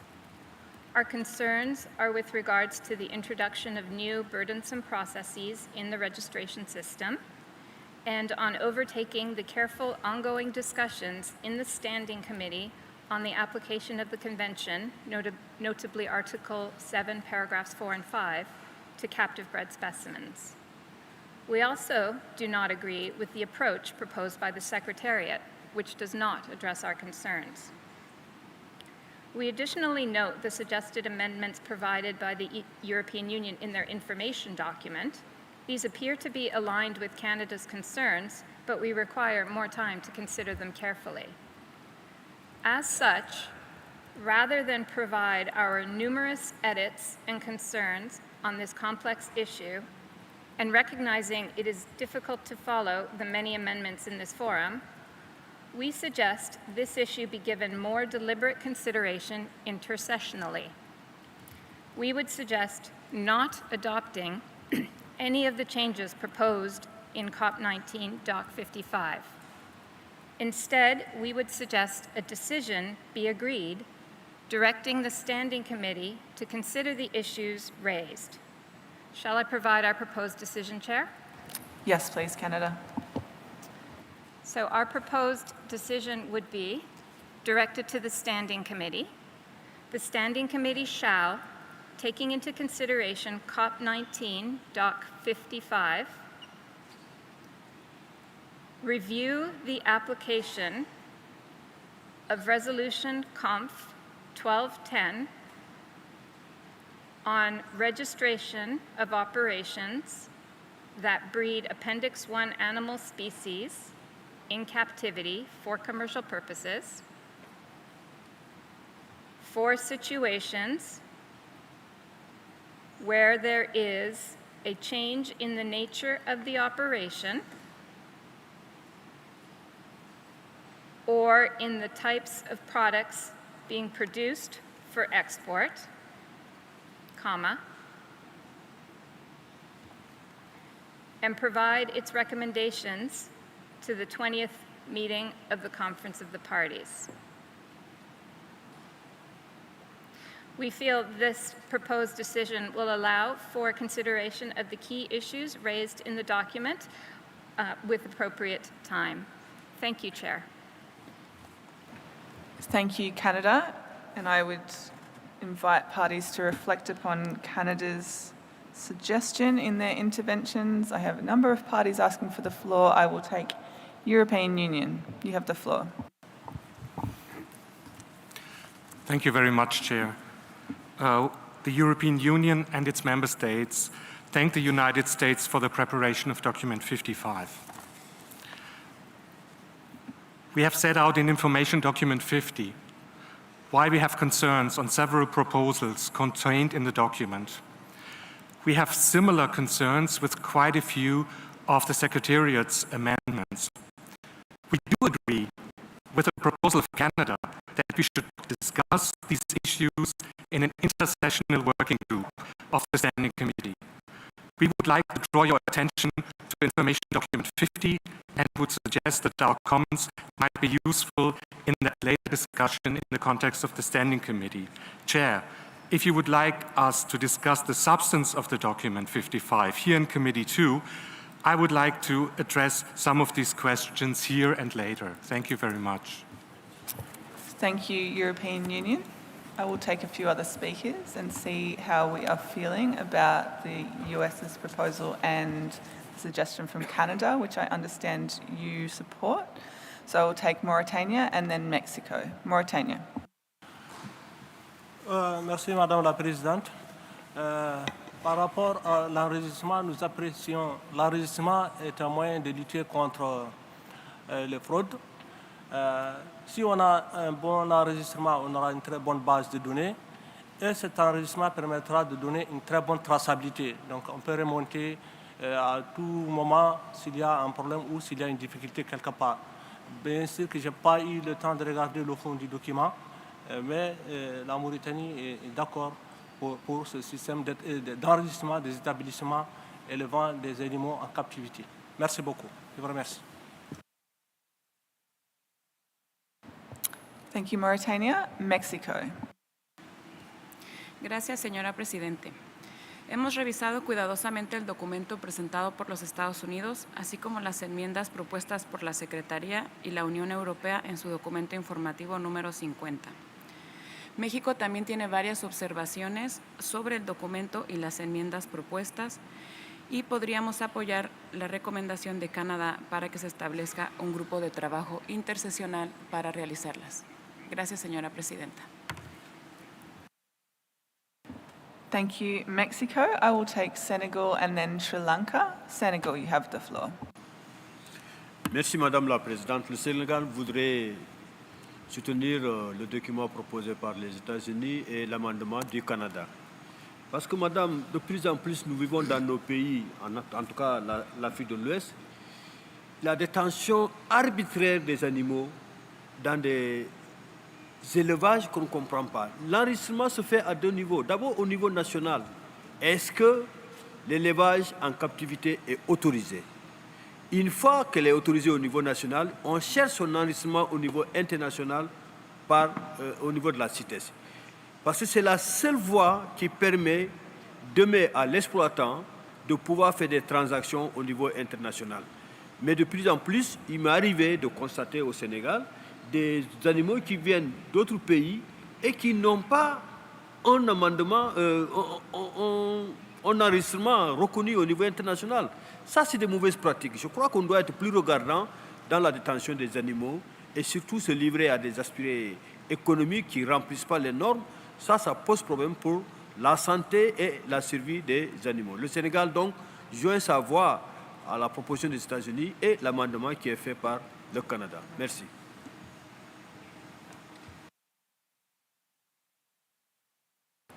Thank you, Senegal, Sri Lanka, and then South Africa, Sri Lanka. Madam Chair, in COP18 in Geneva, Sri Lanka, with the support of parties, listed several endemic agamids to Appendix 1 of CITES. In doing so, we effectively closed the commercial exploitation of these species. This was done while acutely aware that our countrymen will not be able to financially benefit from these species thereafter. However, for us, it was important to ensure the survival of these species rather than commercial exploitation that is detrimental to their survival in the wild. In the opinion of Sri Lanka, any country does so makes a big sacrifice and it should be honored. Ladies and gentlemen, we are talking about Appendix 1 species, which we have collectively agreed as threatened with extinction and meet the listing criteria for inclusion in Appendix. Also, most these species have been illegally trafficked in violation of without honoring the national laws. Hence, it is prudent to examine the ways and means from which these species were sourced before we discuss registration, etc. Madam Chair, Sri Lanka therefore wishes to raise our concerns and look forward to resolving this. Those who protect their endemic biodiversity by listing in Appendix 1 should not be marginalized. Thank you, Madam Chair. Thank you, Sri Lanka. I will take South Africa and then the United Kingdom. South Africa. Thanks, Chair. South Africa would like to thank the United States for document 55. South Africa has over 205 registered facilities for commercial purposes. We are concerned that the amendments will require more administrative burden on our party if they are amended. And we do believe the proposed way forward by Canada to give us more time intersessionally to engage on the document will be the better way forward. Thank you, Chair. Thank you, South Africa. United Kingdom. Thank you. We thank the United States for bringing this proposal. It's important that if parties do use a registration system for captive bred specimens of Appendix 1 species, that is effective in achieving its intended outcome so that captive breeding of Appendix 1 species is not to the detriment of wild populations. We note the long-running discussion on how CITES should approach captive breeding provisions. There are clearly some diverging views in the room and a substantive alternative mechanism proposed by the Secretariat.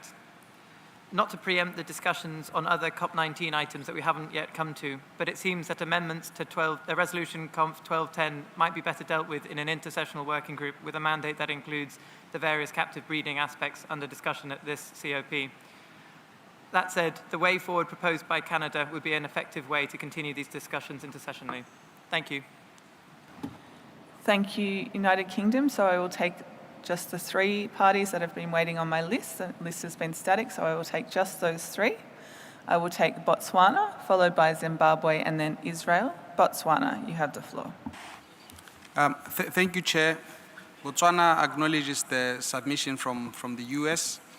We do concur with Canada that the issues raised here are quite complex, and so we do support the Canada decision for intersessionally progressing this work. Thank you, Chair.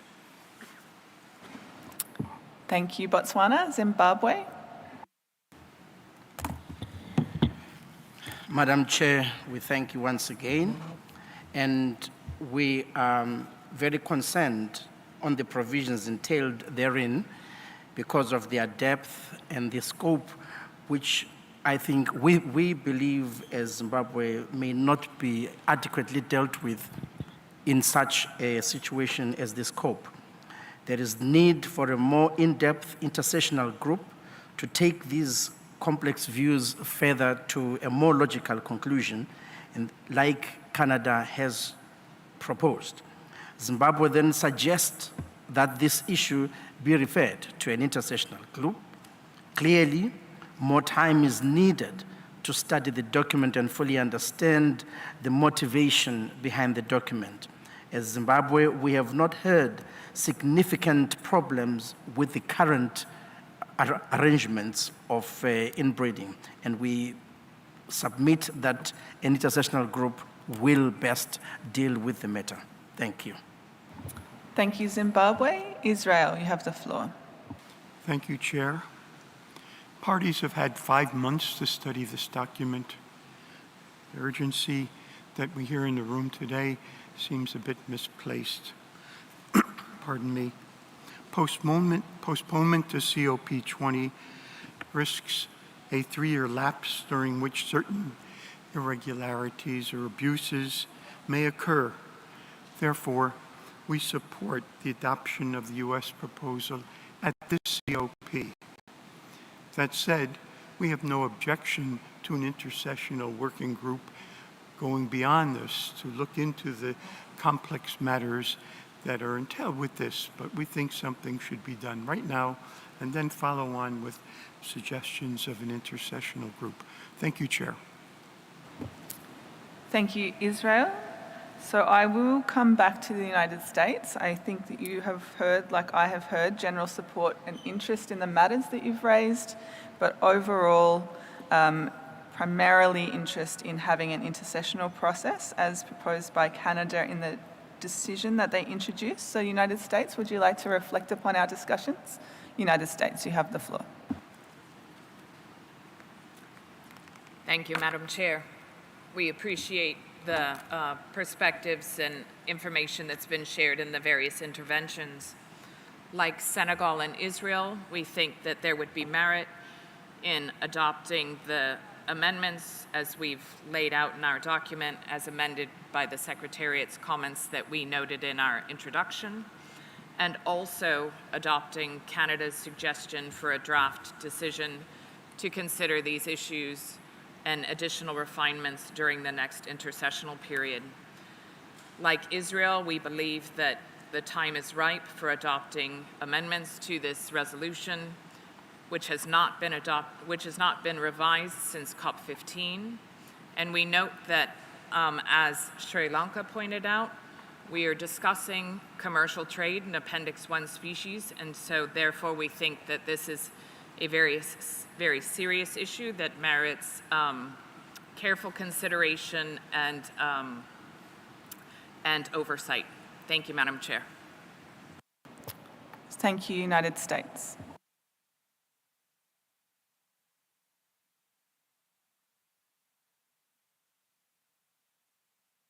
So before we conclude, I think we will take an observer or two if there is interest, just one or two. Okay, I have Born Free Foundation. Born Free, you have the floor. Thank you, Chair. I'm making this intervention on behalf of Born Free, Species Survival Network, and 12 additional organisations, and I'll provide a list to the Secretariat. Chair, when captive bred Appendix 1 species are commercially traded, it's vital that parties have confidence that the appropriate measures are taken to ensure the trade is not detrimental to the species concerned. The proposed amendments to Resolution Conf 1210, Rev Cop 15, on registration of operations that breed Appendix 1 animal species in captivity for commercial purposes, as articulated in CoP19 Doc 55, would strengthen the registration process for facilities that breed Appendix 1 animal species in captivity for commercial purposes. They would also establish oversight procedures to ensure registered facilities operate in a manner consistent with their original application and the terms of the Convention, for example, in terms of the legal origin of breeding stocks. We particularly support the proposed requirements for the Secretariat to update the Register of Operations to include the specific types of products approved for export for parties to be notified of any major change in the nature of registered captive breeding operations, such as ownership, parental stock, conservation benefit, or types of products produced for export, and that registered operations should contribute to the conservation of wild populations and should not adversely affect efforts to combat illegal trade. Currently, not all parties seeking exemptions under Article 7, Paragraph 4 register Appendix 1 captive breeding operations under ResConf 1210, RevCop 15, undermining the effectiveness of the registration process. It is our view that exemptions under Article 7, Paragraph 4 should only apply to specimens derived from registered captive breeding facilities. The procedure outlined in Annex 2 of ResConf 1210, RevCop 15, should be followed for new registrations and whenever there is a major change to the nature of a registered operation or the types of products produced.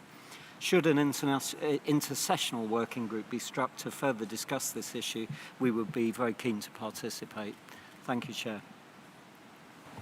Thank you, Born Free. I do have Chile asking for the floor. I closed party comments on this because I think we are ready to take a decision. No, Chile is not asking for the floor anymore. Thank you.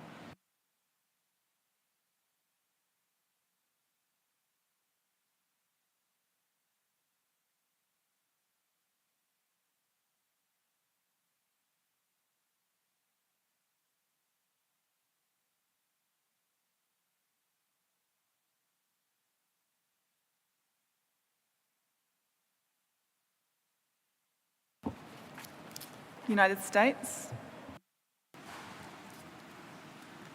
Thank you, Madam Chair. In an effort to help get to a decision here, we would also be happy to provide the edits that we noted in our introduction to the document.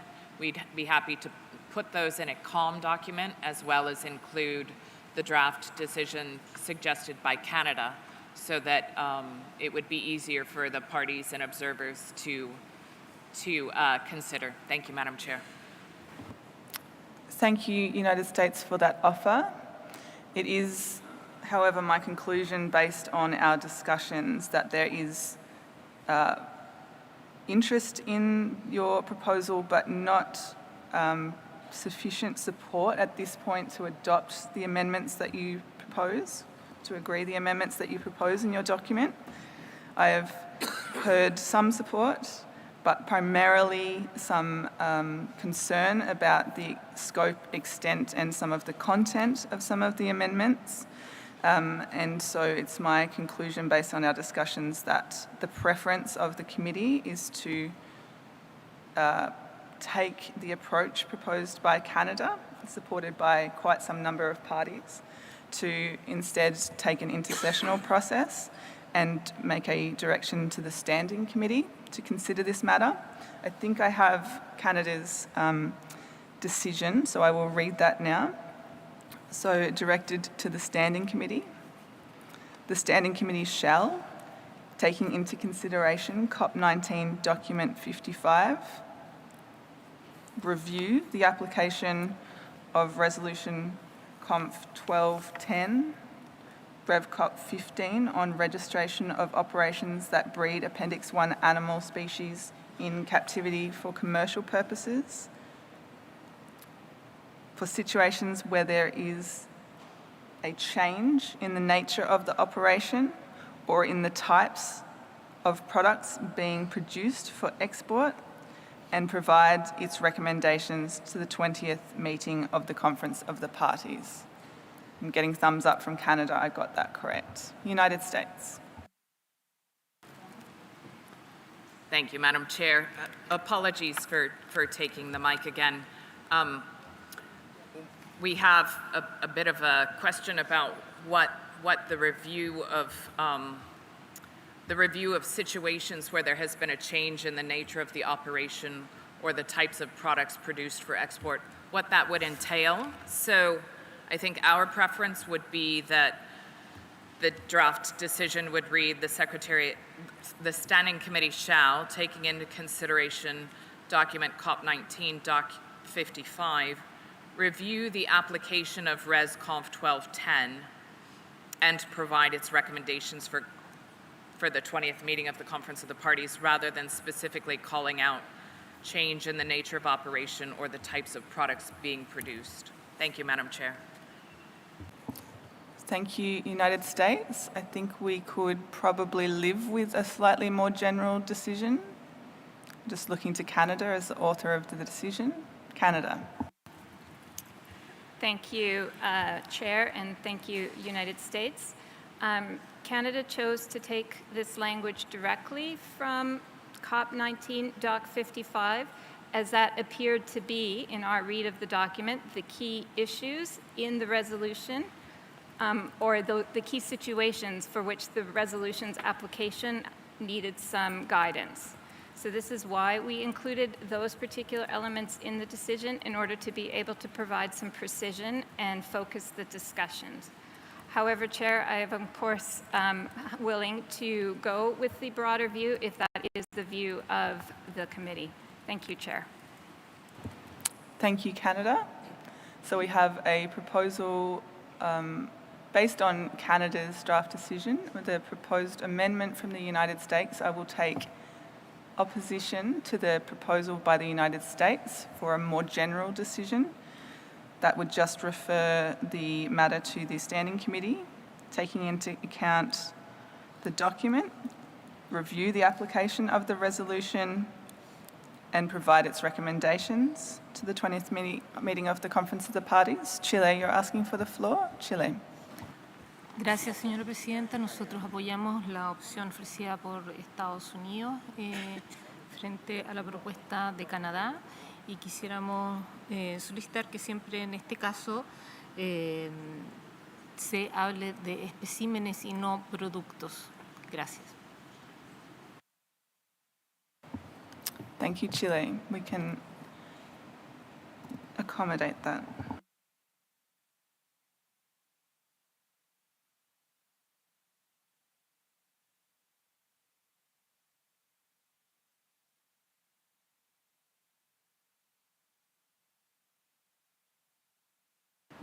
Kuwait, you have the floor.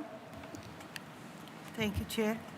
We are in support for the amendment made by Canada. Thank you.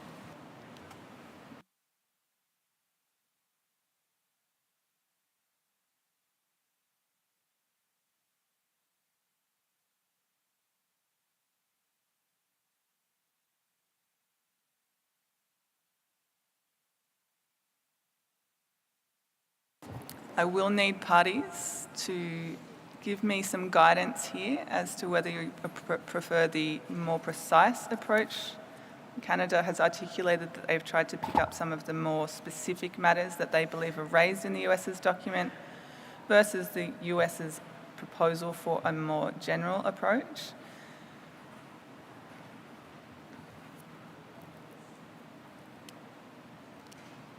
I'm in your hands, parties, because I think we're very close.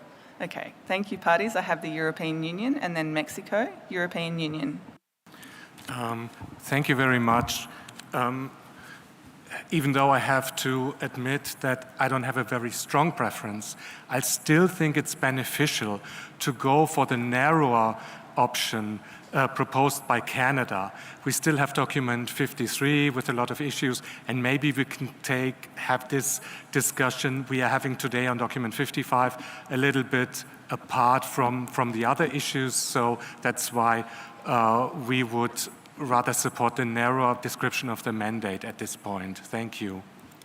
Thank you, European Union. I have Mexico and then South Africa, just commenting on your preference for the scope of the decision. Mexico. Gracias, señora presidenta. México también apoya la propuesta reducida de Canadá. Muchas gracias. Thank you. South Africa and then Malaysia. Thanks, Chair. We will also support the narrow approach. Thanks. Okay, then Malaysia, and I will see after that if we need any more parties supporting there. Malaysia. Thanks, Chair. Malaysia would support the narrower Canadian approach. Thank you. Thank you. So I would ask the final two parties to take the floor. If you disagree with us moving forward with the Canadian decision, please request the floor. Otherwise, I'm concluding that that will be the way that we go. Zimbabwe. Thank you, Madam Chair. The narrow approach in Zimbabwe's view is better as a way forward. Thank you. Thank you, Zimbabwe. So with the exception of one party, I have the parties who've taken the floor supporting Canada's decision. I will give the United States the floor one more time to reflect. United States. Thank you, Madam Chair. We appreciate the will to look at only instances where there is a change in the nature of the operation or in the types of products produced for export. We would note, however, that our proposed amendments in the document considered issues beyond those, and so would like, if possible, to consider another option or an option for considering those additional items, if appropriate, in the course of the discussions during the intersessional working group or the intersessional work. Thank you, Madam Chair.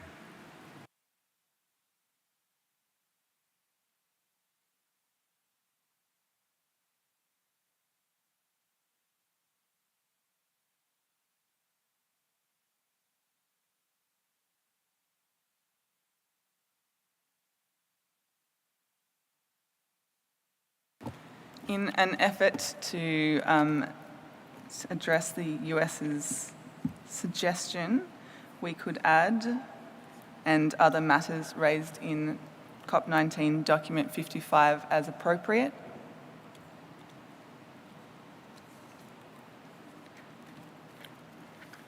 I'm suggesting this, but what I'm saying really is that there is mostly support for Canada's narrow decision. The US is just seeking if there's any further support. So I'm just suggesting if anyone would like to support the expansion of this decision to accommodate the US's suggestion.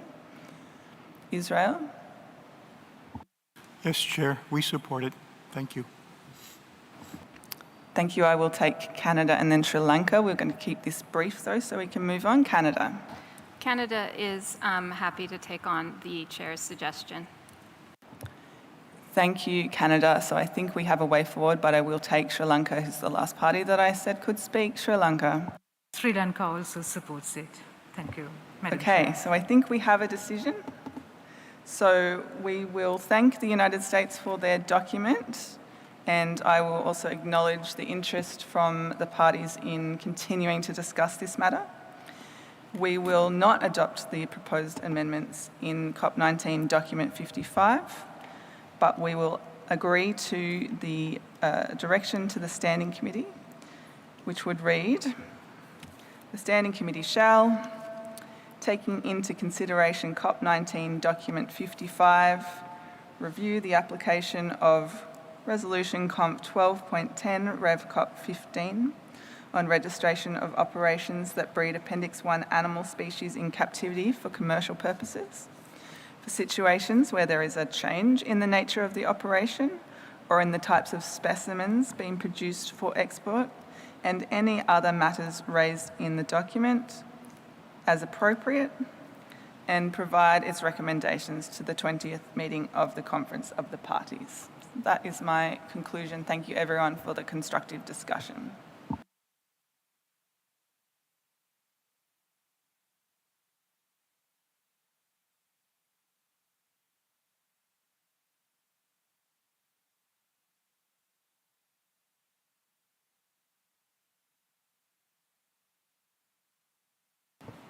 So for the first time in a few days, we are in the same session that we are meeting in. So we are on Tuesday morning session. I'm very pleased. So I would like to turn to CoP19 document 33, enforcement matters. This document has been prepared by the Secretariat, so I will invite the Secretariat to introduce it. Secretariat, you have the floor. Thank you, Madam Chair. Distinguished delegates, ladies and gentlemen, the present document represents the Secretariat's report on enforcement matters to the Conference of the Parties in accordance with Resolution Conf 11.3 Rev CoP 18 on compliance and enforcement. Information related to corruption and addressing it is included in the document as required by Resolution Conf 17.6 on prohibiting, preventing, detecting and countering corruption. Further reporting on the implementation of Decisions 1877 and 1878 on enforcement matters is provided. Decision 1877 encouraged parties to actively pursue and promote the use of the Integrity Guide for wildlife management agencies to strengthen responses to and address corruption, while Decision 1878 directed the Secretariat to work with UNODC and IQIC partners to promote the use of the Integrity Guide and to, upon request, support parties in implementing activities and measures to address corruption. Now, regarding corruption, the document highlights that corruption continues to pose a challenge in the context of addressing wildlife crime, and that it is essential for parties to ensure that corruption risk mitigation policies and strategies are in place. The Secretariat report on activities it conducted in accordance with Resolution Conf 17.6 and highlight its engagement with Ghana regarding allegations of corruption related to illegal rosewood trade. The document shows that in the context of Decisions 1877 and 1878, several activities have been undertaken or are ongoing as part of the implementation of the IQIC strategic program and UNODC's broader program on combating corruption. The Secretariat proposes in the document an amendment to paragraph 6 of Resolution Conf 17.6 to update the resolution as appropriate. Regarding money laundering and illicit financial flows, the document highlights the need to scale up efforts to address illicit financial flows from wildlife crime. It further highlights that since COP18, the Secretariat has strengthened its engagement and collaboration with the Financial Action Task Force and the Egmont Center of Financial Investigations Unit Excellence and Leadership, and report on activities conducted. The Secretariat highlights that strengthening and expanding measures to address illicit financial flows from wildlife crime is essential and proposes draft decisions 19BB and 19CC presented in Annex 1 to the document. Other matters also reported upon in the document include reporting on the various enforcement-related web pages maintained by the Secretariat and available on its website, which provides a wealth of information and resources for parties to draw upon and use.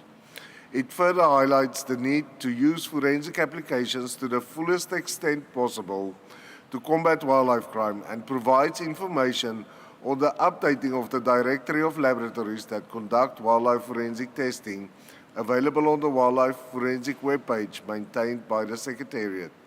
Regarding the directory, the Secretariat takes this opportunity to draw the attention of parties to notification to the parties number 2022-080 of 18 November 2022. Regarding the recommendations, the Conference of the Parties is invited to adopt draft decisions 19AA to 19CC on enforcement proposed in Annex 1. Adopt the proposed amendments to Resolution Conf 17.6 in Annex 2 and delete decisions 1877 and 1878 on enforcement, since these have been implemented and some relevant aspects have been incorporated in the amendments proposed to Resolution Conf 17.6. Thank you, Chair. Thank you, Secretariat. So parties, the floor is open.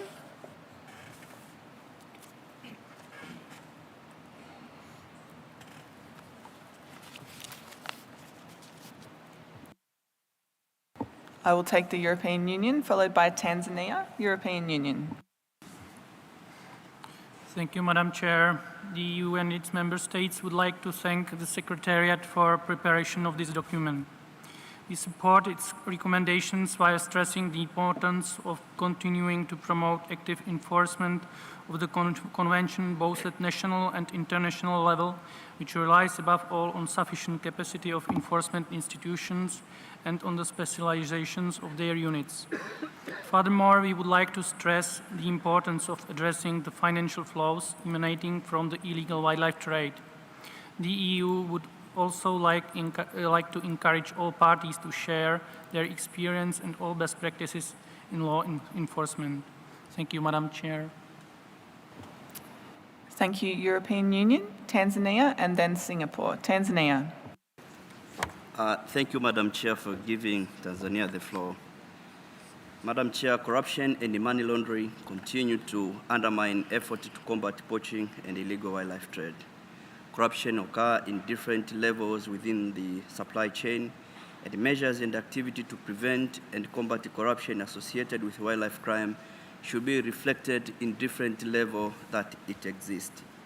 Tanzania has enacted the Prevention and Combating of Corruption Act number 11 of 2007 and established the Prevention and Combating Corruption Bureau to fight corruption at all levels, and has provided training to rangers and law enforcers on corruption and money laundering using the guidance provided by the Secretariat.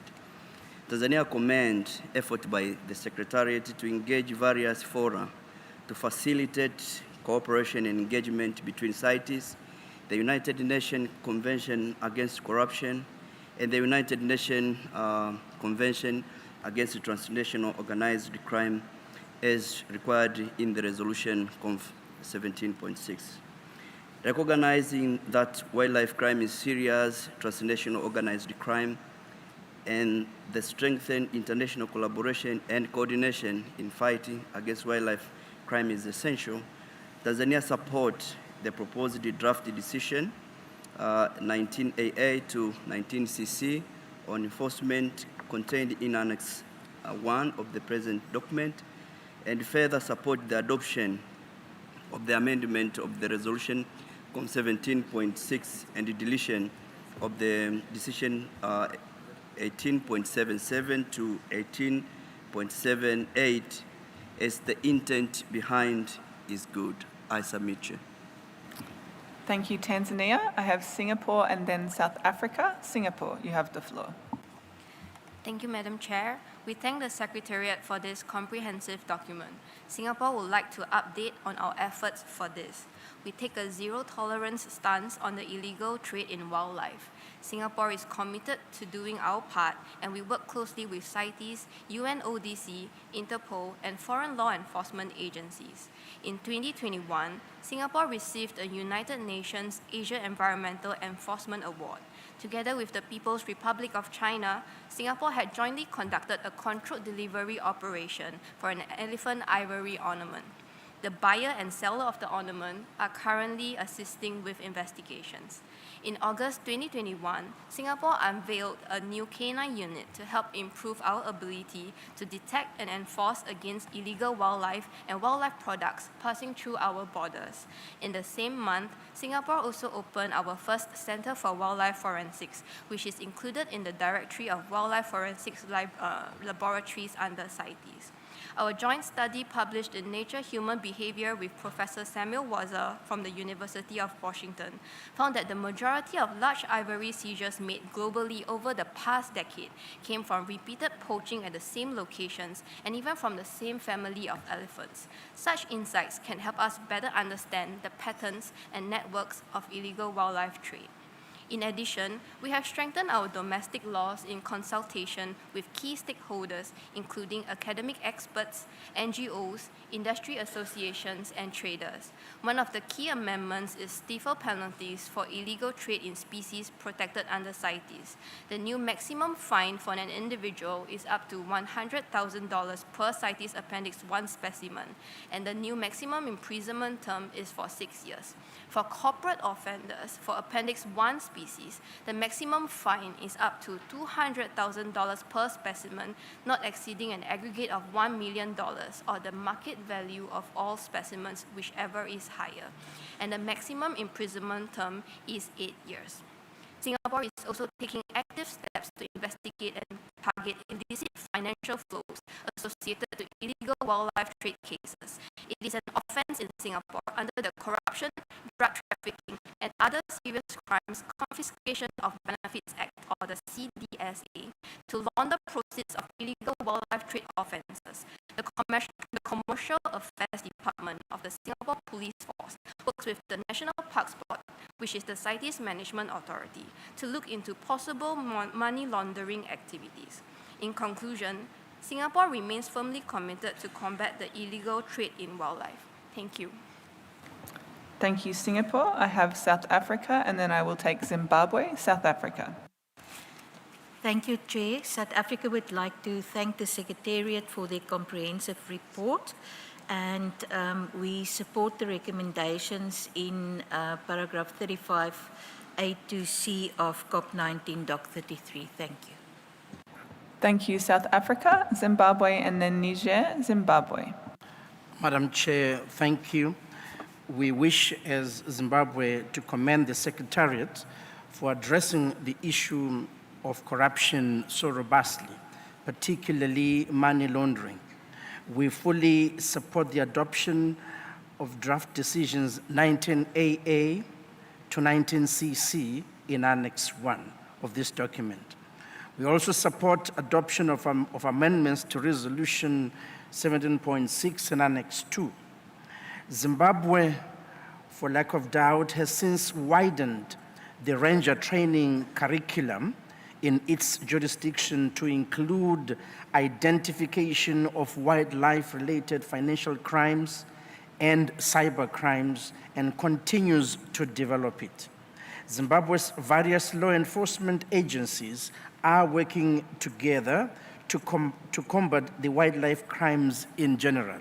We therefore support the commendations of the Secretariat as submitted. Thank you, Madam Chair. Thank you, Zimbabwe. I will take Niger, and then the final two parties requesting the floor, I will take you. 3 parties requesting the floor. So I will take my final 4 parties, Niger, followed by Eswatini, Zambia, and Turkey. I will take Kenya, but that is going to be close my list. So I will take Niger. Thank you. Ok, merci beaucoup, Madame la Présidente. Ce document 33 intéresse beaucoup le Niger. La lutte contre la fraude est une préoccupation majeure pour les pays, pour les parties à la CITES. Il est important d'aider les parties à développer des outils sophistiqués afin d'aider les efforts nationaux dans le cadre de la lutte contre la criminalité et la lutte contre la fraude. Au Niger, nous avons blindé nos lois au niveau local où on a mis en place beaucoup d'organes qui luttent contre la fraude. Au niveau de l'aéroport, nous avons la CAT, la cellule anti-trafic, qui nous aide, où des agents de l'environnement sont là pour pouvoir aider à identifier des spécimens d'espèces à la CITES. Mais des efforts supplémentaires doivent être faits par la CITES dans ce domaine afin de capaciter les acteurs, surtout le problème au niveau de notre pays, c'est l'identification des sous-produits, les produits scriptés et aussi les produits qui sont dissimulés dans des vaselines ou bien autres sous-produits. Vraiment, il est important qu'on puisse avoir cette capacitation afin de pouvoir identifier ces produits et de lutter contre la fraude et aussi la criminalité. Je vous remercie, Madame la Présidente. Thank you, Niger. Eswatini, followed by Zambia. Eswatini. Thank you, Madam Chair. We would like to express our gratitude and appreciation to the Secretariat for producing this document. There's a lot of good hard work that's gone into it, and it covers very relevant issues. We welcome this document, and with the statement that corruption starts from the ranger in the bush right through to the very highest levels of governments. It is therefore a very complex issue and a difficult one to address very often bringing very high risk to those who are expected to try and address these issues. In Eswatini, we have an anti-corruption commission in place, and there are strong provisions for controlling corruptive activities. Corruption undermines all levels of law enforcement efforts through the personnel that are involved there, even through to your canine units, which ought to be immune to corruption, but their handlers aren't. It also promotes poverty to those that don't practice corruption through resources being diverted to the wrong sources. And we therefore support the recommendations of this document, and we welcome them. Thank you. Thank you, Eswatini. Zambia, you have the floor. Thank you, Madam Chair. Zambia would like to join the voices of Eswatini, Tanzania, and South Africa as we talk about issues of corruption in wildlife management. Zambia remains a source and transit country for illegal sourced wildlife products, and we are currently in the process of amending the Wildlife Act, which will ensure that we amend the loopholes which have been observed. We are also working with our anti-corruption commission. We have a commission which is established in the country to look at matters and sensitizing our officers on matters to do with corruption and the dangers. We also have our drug enforcement commission, which has been building capacity in the wildlife officers pertaining to money laundering matters and how we can follow the money, so that despite getting the poacher on the ground, we're able to follow even the bigger fish in the business. It is from this background that would like to support the proposed amendments to the resolution conference 17.6 as done by the Secretariat. Thank you. Thank you, Zambia. I have Turkey followed by Kenya. Turkey. Thank you, Madam Chair. Turkey has been a party of the CITES Convention since 1996, and national bylaw on CITES was published in 2001. And according to Secretariat National Legislation Project, Turkey takes place in category A or 1, meaning Turkish legislation covers all requirements for implementation of CITES Convention. Turkey has gradually increased wildlife protection activities, and the number of trainings given to customs inspectors and police have been increased recent years. We did an EU twinning project with Spain government. In this project, we took Spain's CITES database program as a model to issue an electronic permit. This database is linked to a customs single window system to make controls easier and faster. ID manual books, brochures, booklets, and posters were distributed to customs inspectors and police for species identification. Turkey participates in Interpol operations, or we organize national operations to combat illegal trade of wild species. And we would like to thank the Secretariat for this comprehensive report. We support this proposal. Thank you, Madam Chair. Thank you, Turkey. And finally, Kenya. Thank you, Madam Chair. Kenya thanks the Secretariat for preparing CoP19 Doc 33. Kenya worked with the Secretariat as part of the implementation of the ICCWC strategic program and UNODOC's broader program on combating corruption. Kenya worked closely with UNODOC in developing policy documents that included corruption prevention policy, code of conduct and ethics, and whistleblowing policy. Kenya also utilizes multi-agency approach in enforcement matters involving customs policy, prosecution and wildlife authorities in investigations so as to strengthen cases. This all enable the investigation to be multifactorial and utilize all available laws. Kenya, therefore, supports the three decisions and recommends adoption of Amendment Resolution 17.6. Thank you, Chair. Thank you, Kenya. So I think we are in agreement here. I have time for one observer, if one observer has a strong wish to take the floor, but I think I have a good picture of the committee's perspectives.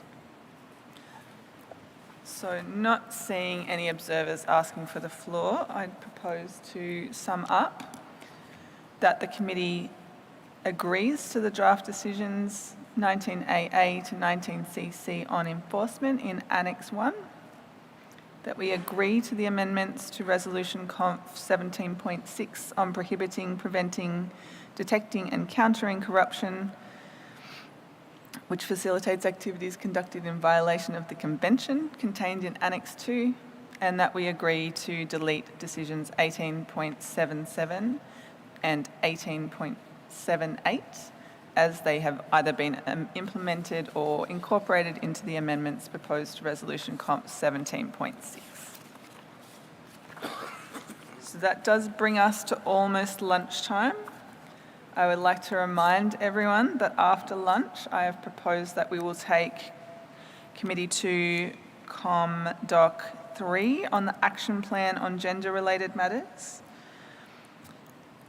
Committee 2 Document 4 on, with the very long title, on revisions to several annotations relevant to Document 88, and Document 5 on Totawaba as my first items after our lunch break. Secretariat, do we have any additional statements to make? Thank you, Chair. Just a reminder about working groups that are taking place during lunchtime. Wildlife crime enforcement support in West and Central Africa will be meeting in ISTMO 2. In ISTMO 2 during lunch. The budget working group is meeting, and then the Rhino working group will be meeting during lunch in ISTMO 3. Thank you, Chair. Thank you, everyone. Enjoy your lunch. We will see you here at 1:45.